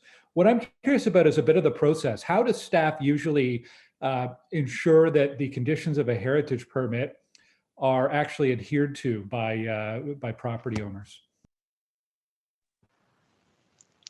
Through the building inspection process, that we rely heavily on the building inspector to identify any gaps. So heritage staff are not directly involved. I'm curious what kind of, do the building inspectors typically have the expertise and the ability to gauge whether or not a heritage permit would be adhered to? It would seem to me it'd be a specialized area of expertise that would go above and beyond a typical building inspector training or ability. I think this project sort of brought to light that there was a bit of a gap there, and we're working on improving our process going forward so that we can work together more closely with our colleagues in building code services to identify any projects that may not be built according to plans earlier on. So can you explain again, how was this flagged? How did staff determine that this was not in accordance with the heritage permit in this case? This one I just happened to be going by doing a site visit in the neighborhood when I noticed, since this was also my file in 2017, so I was very familiar with all the details of this project, and I happened to see it firsthand and contacted the building inspector and then also the owner to discuss the inconsistencies with the approved plans. I guess I'm glad you happened to notice it, but it's a really concerning gap in our process here. Like, is there any spot checks, or other than heritage staff going out and observing and having a look? Like, I'll put it something like the Chateau Laurier that we just issued a heritage permit on. Is there additional scrutiny on certain large files? Is there a random spot check of buildings that we do? Like, how are we? What are the processes for checking adherence to heritage permits other than just hoping that we notice things? Oh, sorry, I see Leslie, you've logged in, or I'm just wondering if maybe you're looking to answer. Yes, thank you. Thank you for the question. I mean, I think the key piece here is that the committee will know that this is one of the first files of this type that you would have seen. So I think it's important for us to recognize that this is not a common occurrence. You know, normally, as you see in every single one of our reports, we have a recommendation that says minor design changes are delegated to staff. Normally, when an applicant wishes to make changes to their plans that emerge through the building permit process or through the construction process, they're able to contact us, and we work with them through those changes. And it may be slightly different than the plans that were approved by council, but we have the delegated authority to do that. So in this instance, none of that happened. One of the checks and balances that we do have, where we rely on our building code colleagues, is that when we issue a building permit for a property that has a heritage permit issued for it, every page of the plans is stamped by heritage staff with a stamp that says heritage permit issued, no changes to be made to these drawings unless you contact us, basically. And it includes the signature of the heritage planner who's responsible for the file. So that's one of our checks. And then that frequently will reveal things. If the building inspector is on site and they see our name on the plans, they'll phone us. So I think that's the first piece. The second piece is, I think at this point, we don't have the capacity to be out inspecting every single property on a regular basis. Just we're issuing upwards of 150 permits a year when you factor in our heritage grant program. And that's a lot of resources that we just don't have.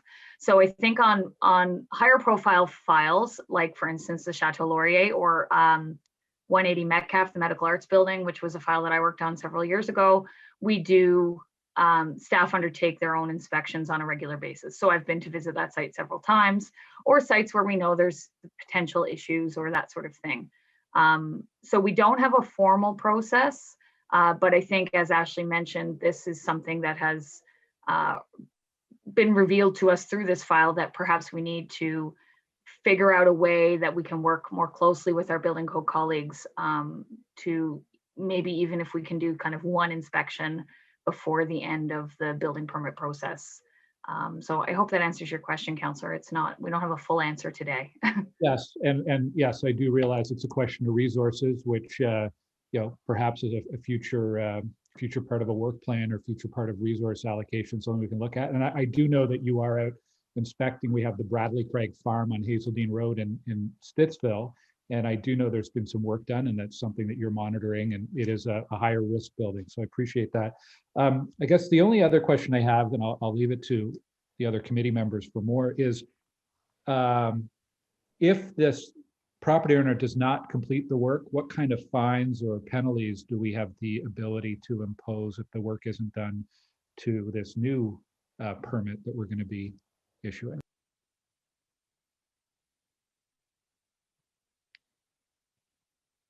Oh, sorry, Garrett, I think you're going to answer. Through you, Mr. Chair, I'm happy to speak to the legal enforcement options that might exist should the work not be done. Now, we're hopeful that the property owner, by applying, is signaling their intent to comply with whatever is approved by committee today.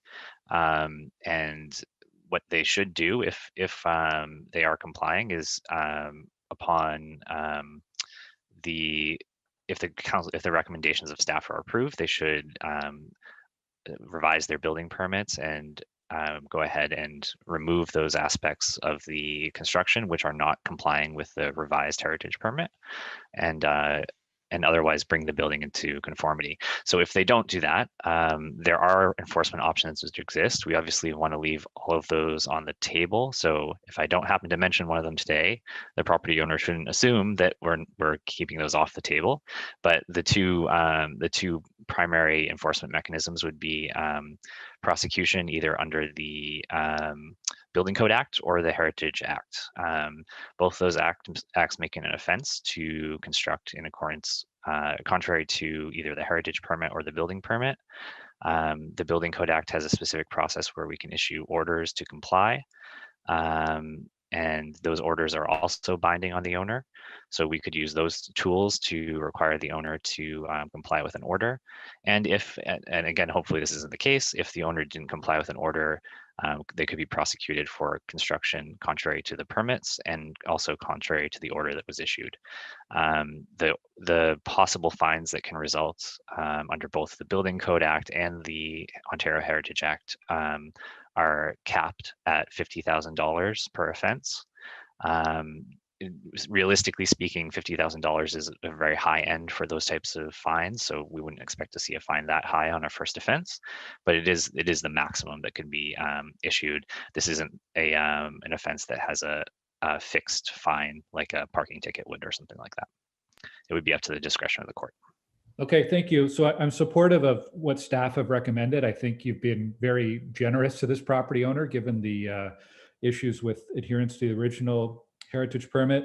We've identified a gap in review and checks against heritage permit that I hope can be discussed outside of this particular report in this meeting.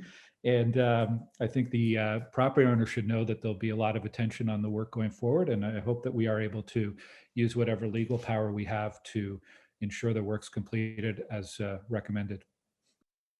Thank you, Chair.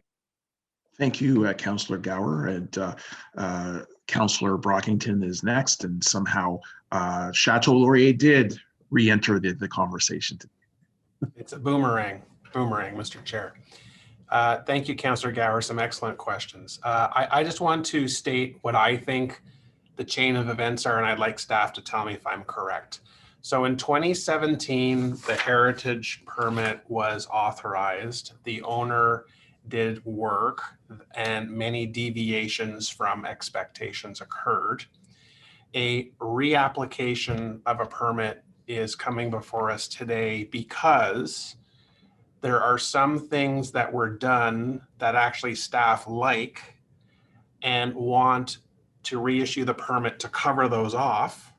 And the other elements that staff don't like, you have a condition on your permit that you're going to get the permit, but you have to fix these things. Is that basically correct? Yes, that is correct. Okay, so even though we're upset with the chain of events with this owner, we don't want to be punitive and reject the application because the application or the permit actually does some better things to the house, correct? That's right. I would say maybe not better, but they meet the plan. So whether they applied for that back in 2017, the window changes, some changes to the half timbering, sure, we likely would have said that was fine, and we're saying fine today again. But it also will correct some things we don't like. As part of, yeah. Okay, so that's where my mind is. I'm not happy with how things have happened, but if we approve this today with the conditions, there's a better outcome than where we are today. So that's why I'm going to support this today. Based on some statements that local neighbors made, I have some questions. And one is trees. That really bothered me. Is there an ability here to direct our forestry staff to assess the property to ensure that all trees removed to determine whether a permit was required or not, or does staff know that today? Through their old permit, they received permission to remove a few trees in the rear yard in order to accommodate the addition. The plan, as stated in the original landscape plan of 2017, was to replant some trees on the property. As I'm learning the past few days through this committee and through correspondence, that more trees have been removed to date that staff were unaware of. So, Mr. Chair, I'm looking to you. So what kind of direction can I give staff to further analyze what has happened here with respect to trees and report back to us? This would sound like we would need to have a discussion, I suppose, with forestry and as well bylaw services. And obviously, I would be supportive in this instance of us examining those prospects. Am I able to give simple direction to staff today in that regard? I would imagine that we might, and I'm wondering if it's possible to have direction that ensures that staff speaks with other relevant departments on this and coordinates if staff is amenable to that. Yeah, I think some staff maybe wanted to chime in. I will take your direction, Chair, but if staff have anything else to add, I'm all ears. Mr. Chair, the application is in front of you under the Ontario Heritage Act. Landscaping and trees are an element of the heritage importance of Rockcliffe Park. Therefore, this direction would be appropriate arising from this committee through heritage staff, and that may involve consultation with the city's forestry department as well as with bylaw services in terms of a full investigation. Thank you. I would definitely be open to that direction. Okay, so if committee coordinator wants me to provide written direction, I will. I don't know if he captured it, but that is certainly my intent. Chair, my last question is just regarding another comment that was made about hardscaping, the amount of sort of non-natural hardscaping that exists. Can staff just comment on that? I did not see that as a list of the remediation work that is required. So could staff just comment, please? Yes, the second recommendation in the report recommended approval of the landscape plan as proposed, however, referring back to the 2017 approval for the front yard, which included a narrower walkway to the road and no walkway that the applicant created from the walkway, the existing walkway to the driveway. So reverting back to that landscape plan would then thus reduce the hard surfacing on the property. But staff is okay with modifications that have been made on the side and rear of the residence? Yes, I think in balance, they had a larger deck that was initially proposed, and they've reduced the size of that and placed that hardscaping as a terrace instead. Okay, fair enough. Okay, Chair, I will be supporting the staff recommendation on this matter. Thank you. Thank you, Councillor Brockington. The next person with their hand raised is Member Conforti. Thank you, Chair. Yeah, I don't know if I have much to add because a lot of what I wanted to make a point of, Leslie actually stated, like this is not, as far as I'm aware, something that happens very often. So it's disappointing to see because, you know, as a licensed architect, you know, when someone makes changes to your plans, you know, you can't just take liberties because there are certain reasons things were designed a certain way, especially in the context of a heritage permit. So, you know, to say that small liberties were taken, it seemed like the thought there was, oh, well, we didn't have another choice and we weren't aware. But I think after having gone through a heritage permit application, I think it's pretty clear that you need to get these small changes approved. So it is concerning, but I'm not sure what else to suggest or comment on as far as staff. They are sort of, that isn't their role to go in and follow up on these permits, and usually there's no need for that. But yeah, certainly glad that Ashley drove by and saw that. So I will also be supporting this today. So thank you. Thank you so much. And I also see that Member Podolsky has his hand raised. Yes, I've been following the events very closely, and I will support the staff recommendation for the amendments. And I think it's also clear that staff oversight, whether it's the building permit staff that will be on site, will be alerted to the issues and keep an eagle eye out for the remediation, that it satisfies the conditions of the permit, the revised permit, if we do that. One thing I would just like to say, Chair King and colleagues, and that is that the Rockcliffe Park Residents Association Heritage Committee has very clearly articulated what the heritage values are of the village of Rockcliffe Park. And it certainly is its park-like setting. And without question, that's why people move to Rockcliffe Park, if they can afford to. The other thing that I would like to just say is that it appears that the owner has not been respectful to that value of Rockcliffe Park. And just as an aside, because I'm an architect and have always had a high regard for the works of Werner Nofte, the original architect for this building, the renovations have not really shown respect for Nofte's wonderful sense of proportion and design, which I find regrettable. And hopefully, you know, there is no life after death, and Werner Nofte is not aware of this application. Thank you, Member Podolsky.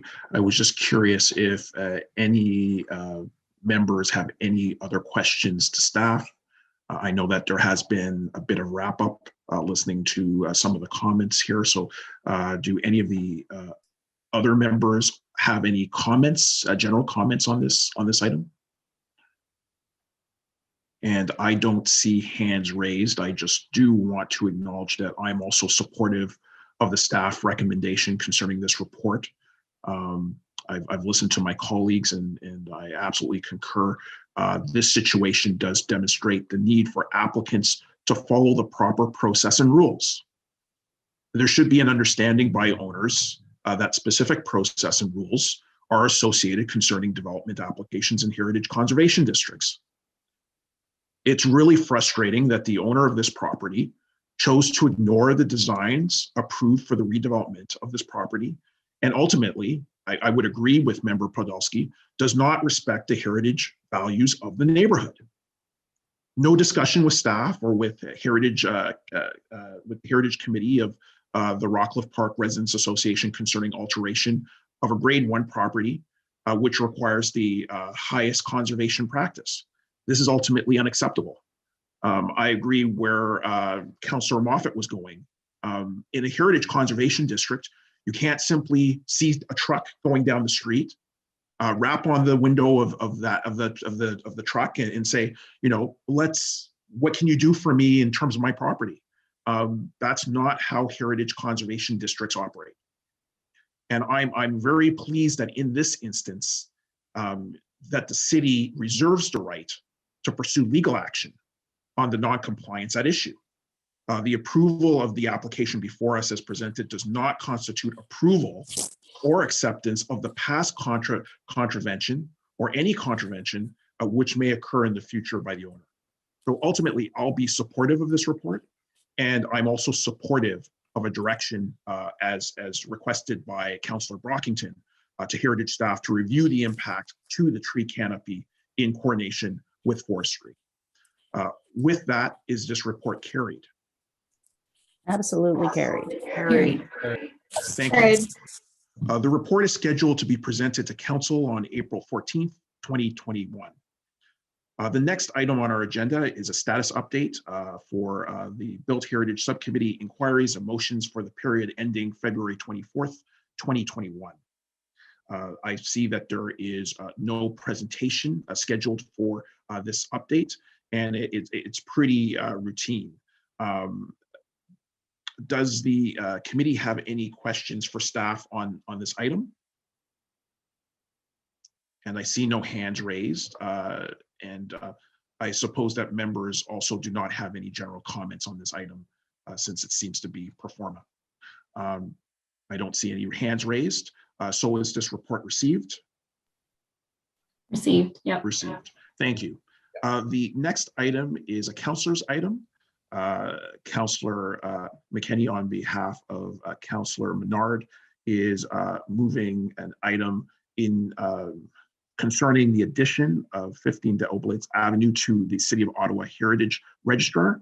I understand that there is a motion to replace the second recommendation. Can the mover please introduce that motion?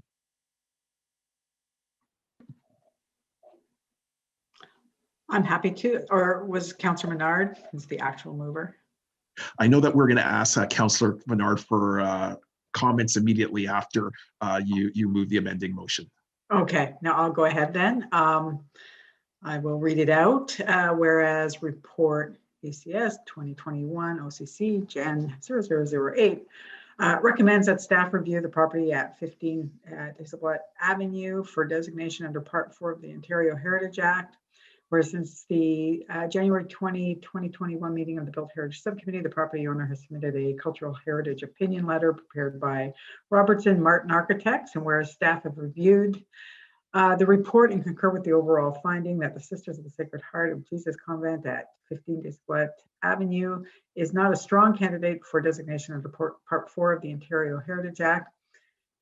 And whereas this site has historical value for its association with the Sisters of the Sacred Heart of Jesus, who were present on the site for over 100 years and focused their work in education, health, care, and social services. Whereas the importance of the work and role of the Sisters of the Sacred Heart of Jesus in Old Ottawa East and beyond should be recognized in any redevelopment of this site. Therefore, be it resolved that Built Heritage Subcommittee replace recommendation to report BCS 2021 OCC Gen 0008 with the following. Direct staff to explore meaningful commemoration of the role and contribution of the Sisters of the Sacred Heart of Jesus through a future site plan control process where commemoration of these women and their work in education, health, and social services should reflect but not be limited to the direction contained in the in the Ottawa East secondary plan to retain the grove of trees and statue of the Blessed Virgin located to the west of the existing convent. Thank you for introducing that amended motion. Does the ward councillor wish to provide a brief overview of this report? Just very briefly, Chair, I just wanted to thank Mr. Smith, city staff, and Ariella in my office for working so diligently on this. I think we've come to a good conclusion. And of course, the last meeting we talked about this. We were concerned about some of the timelines. The building's still there, so we made it. And I think this makes a lot of sense in terms of rectifying an error that was previously made in terms of not getting this on the registry. So we'll move forward with this, and I just appreciate everyone's discussions and coming to a conclusion on this. Thank you. Appreciate that, Councillor Menard. So on this item, we've had no correspondence to date, but we do have a number of registered speakers. The first registered speaker is Peter Frood, so I would invite Peter to speak to this matter before us. Hello, committee members. Thank you very much for the time here. When I first moved into Old Ottawa East several years ago, it struck me that there was some sort of a relationship between the Deschâtelet building and the convent at 15 Oblatz Avenue. I took a look at some of the local history, and it did set out the relationship, but there had been at that time no official recognition of the order, or for its contribution to the community. With this in mind, I initiated the request to consider the convent for inclusion in the register, and have really appreciated the support of. Are you hearing me, by the way? Okay, appreciated the support from Sean Menard and his office, and also the work of the staff in sort of advancing this request. I think it's appropriate that the sisters in the convent be included on the register. And I think also the way in which the motion now reads is clear that it emphasizes the contributions of the order of the order by conserving contributions to the neighborhood and the city by conserving the Virgin Mary Park along with ideally, possibly, at some point, sort of a public, additional public access, perhaps connecting to Oblatz Avenue, but that's probably for another discussion. The convent, I think, and it's been noted, it is an institution that was directed and developed by women, and the order has played an important role in women's history of the city of Ottawa, which has not been fully recognized. I must say that during the process and looking at the report prepared by Mr. Martin, that I was really disappointed and actually sort of ashamed of it as a man, to see a report that was using sexist and misogynist language to consider the order's contribution to the community. If there's a way, I would hope that this report could be removed and revised and represented in neutral, sort of a neutral language, and you could say have the same messages. I think it reflects poorly on Mr. Martin and Domicile, and it's really a shame. But aside from that, the general direction of the motion I'm quite comfortable with, and it's probably appropriate for the appropriate thing to do. Thank you very much. Thank you for your delegation. Are there any questions for Mr. Frood? Seeing none, thank you for your delegation. The next registered speaker is John Smith.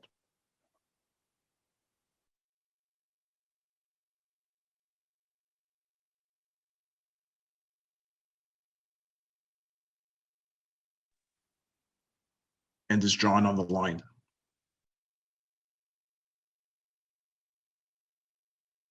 John, you might be muted.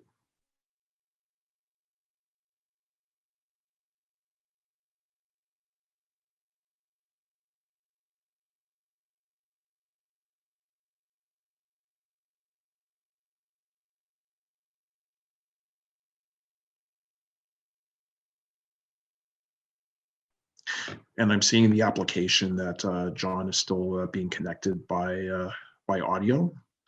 So that looks like he's connected. So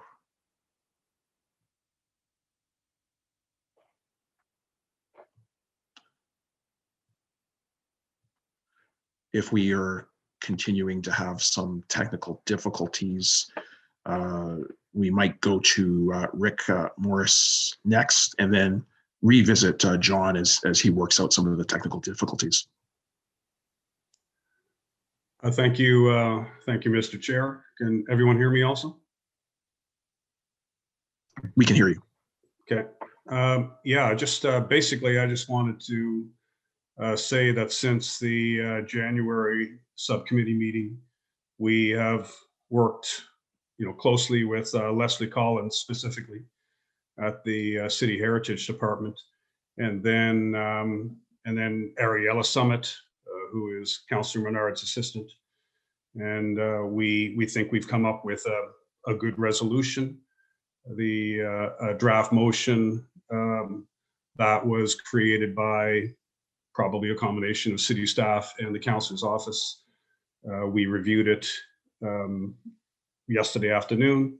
We had sufficient time to then respond to the councillor's office saying that we concur with the draft motion as written. So again, just wanted to thank the councillor's office and city staff. Appreciate your comments, Mr. Morris, and wanted to see if any subcommittee members had questions for Mr. Morris. I see no hands raised, so thank you so much for your delegation. And let's see if we can return to Mr. Smith now. Hello, can you hear me now? We can hear you now. Okay, thank you. So my apologies, I was having some technical difficulties getting into the audio here, so I'm actually on the phone. I'm not sure if that's sort of bypassing it. Didn't hear everything that Rick said, but I think I'm probably reiterating some of his comments that we very much appreciate sort of the committee having deferred this item from the January 20th Built Heritage Committee to allow us the opportunity for us to actually undertake our own investigation of the property as to whether or not it warranted a Part 4 designation, and really appreciate the time from Councillor Menard's office and with staff to work with us and look at options. And again, really looking at whether or not, given the results that came from our heritage consultant, which staff agrees with, that a Part 4 designation isn't entirely warranted, but clearly there's an opportunity for some commemoration. And the modified recommendation that is now before the Built Heritage Committee, we're entirely supportive of that on behalf of Domicile. And again, we wish to thank all those involved in helping us get to this point, and would definitely be supportive of the Built Heritage Committee recommending approval of the modified motion brought forward by the councillor. Thank you, Mr. Smith, for your comments. Are there any questions of the subcommittee for Mr. Smith? I see no hands raised, so thank you so much for your delegation. The last registered speaker on the list is Robert Martin.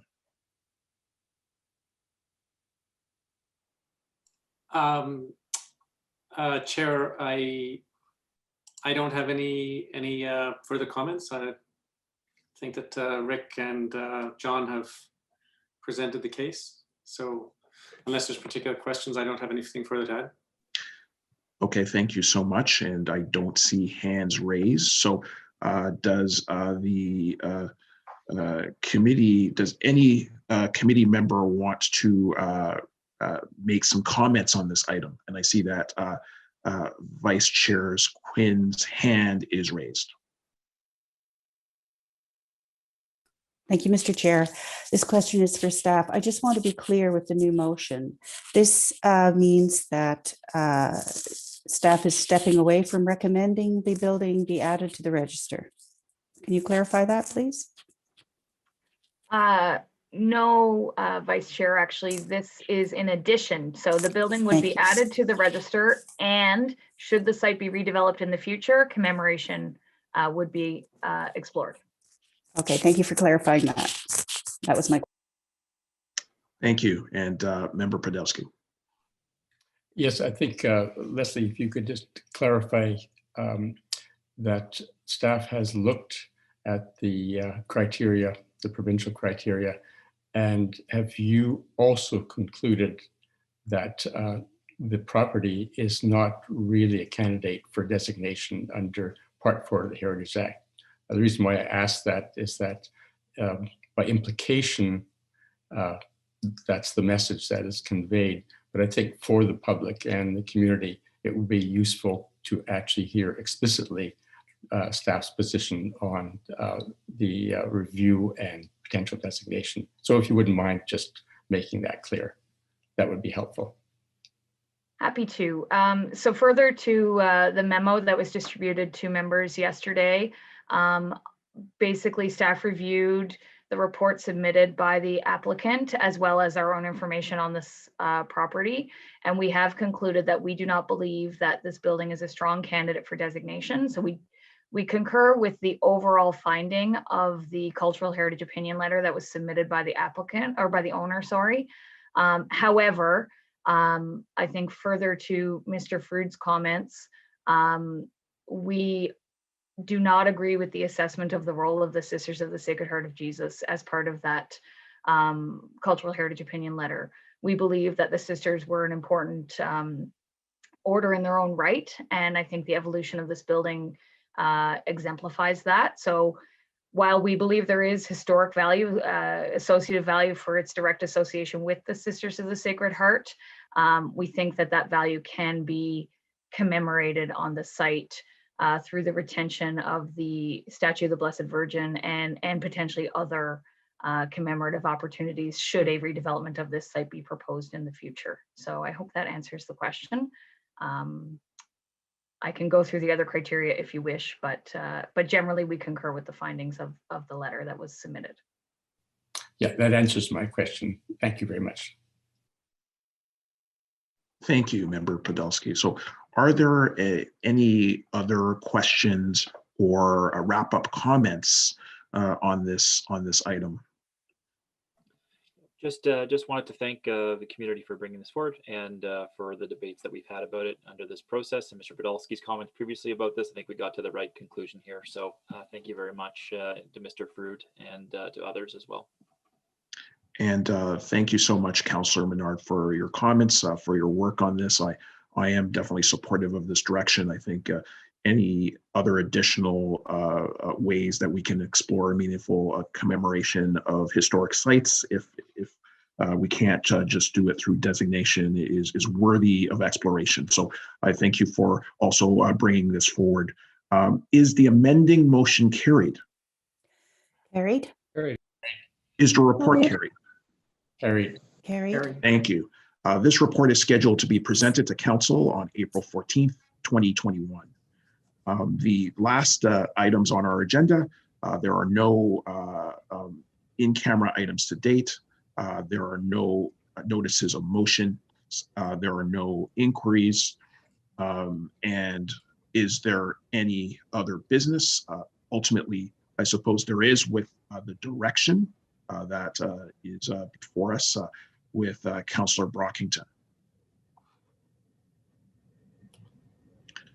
And I'll invite Councillor Brockington to introduce the motion or the direction.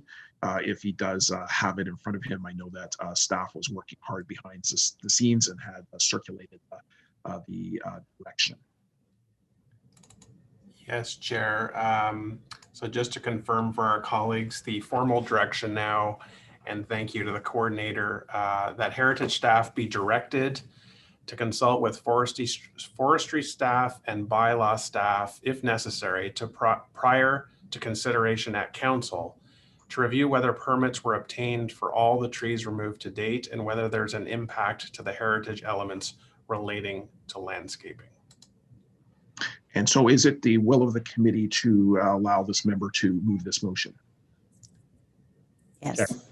It is, yeah.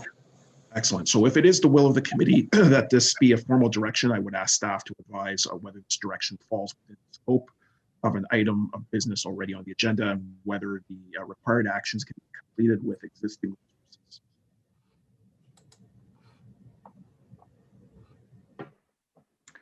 Hi, thank you, Mr. Chair. I think the timeline of it being before council, I think might be a challenge. This goes to council. It might be okay. I think it's okay. Sorry, I was just scrambling to see when this was going to council because I wasn't sure what the direction was going to say. So this goes to council on April the 14th. That should allow us enough time to consult and to review the property with our colleagues as necessary in terms of what trees have been removed and sort out the issues. So we can provide an update to committee members in advance of council. Excellent. We appreciate that, and we appreciate the hard work that you do. We keep heritage staff jumping, but it's part and parcel of the process. So we do appreciate the work that you're doing on an ongoing basis. The next item is one of my favorites, adjournment. So on adjournment, is the motion carried? Carried. We are Carried. adjourned. So thank you, everyone. And the next regular meeting is scheduled for Tuesday, April 13th, 2021. Thank you, everybody. Thank you. Thank you, everyone. Thank you.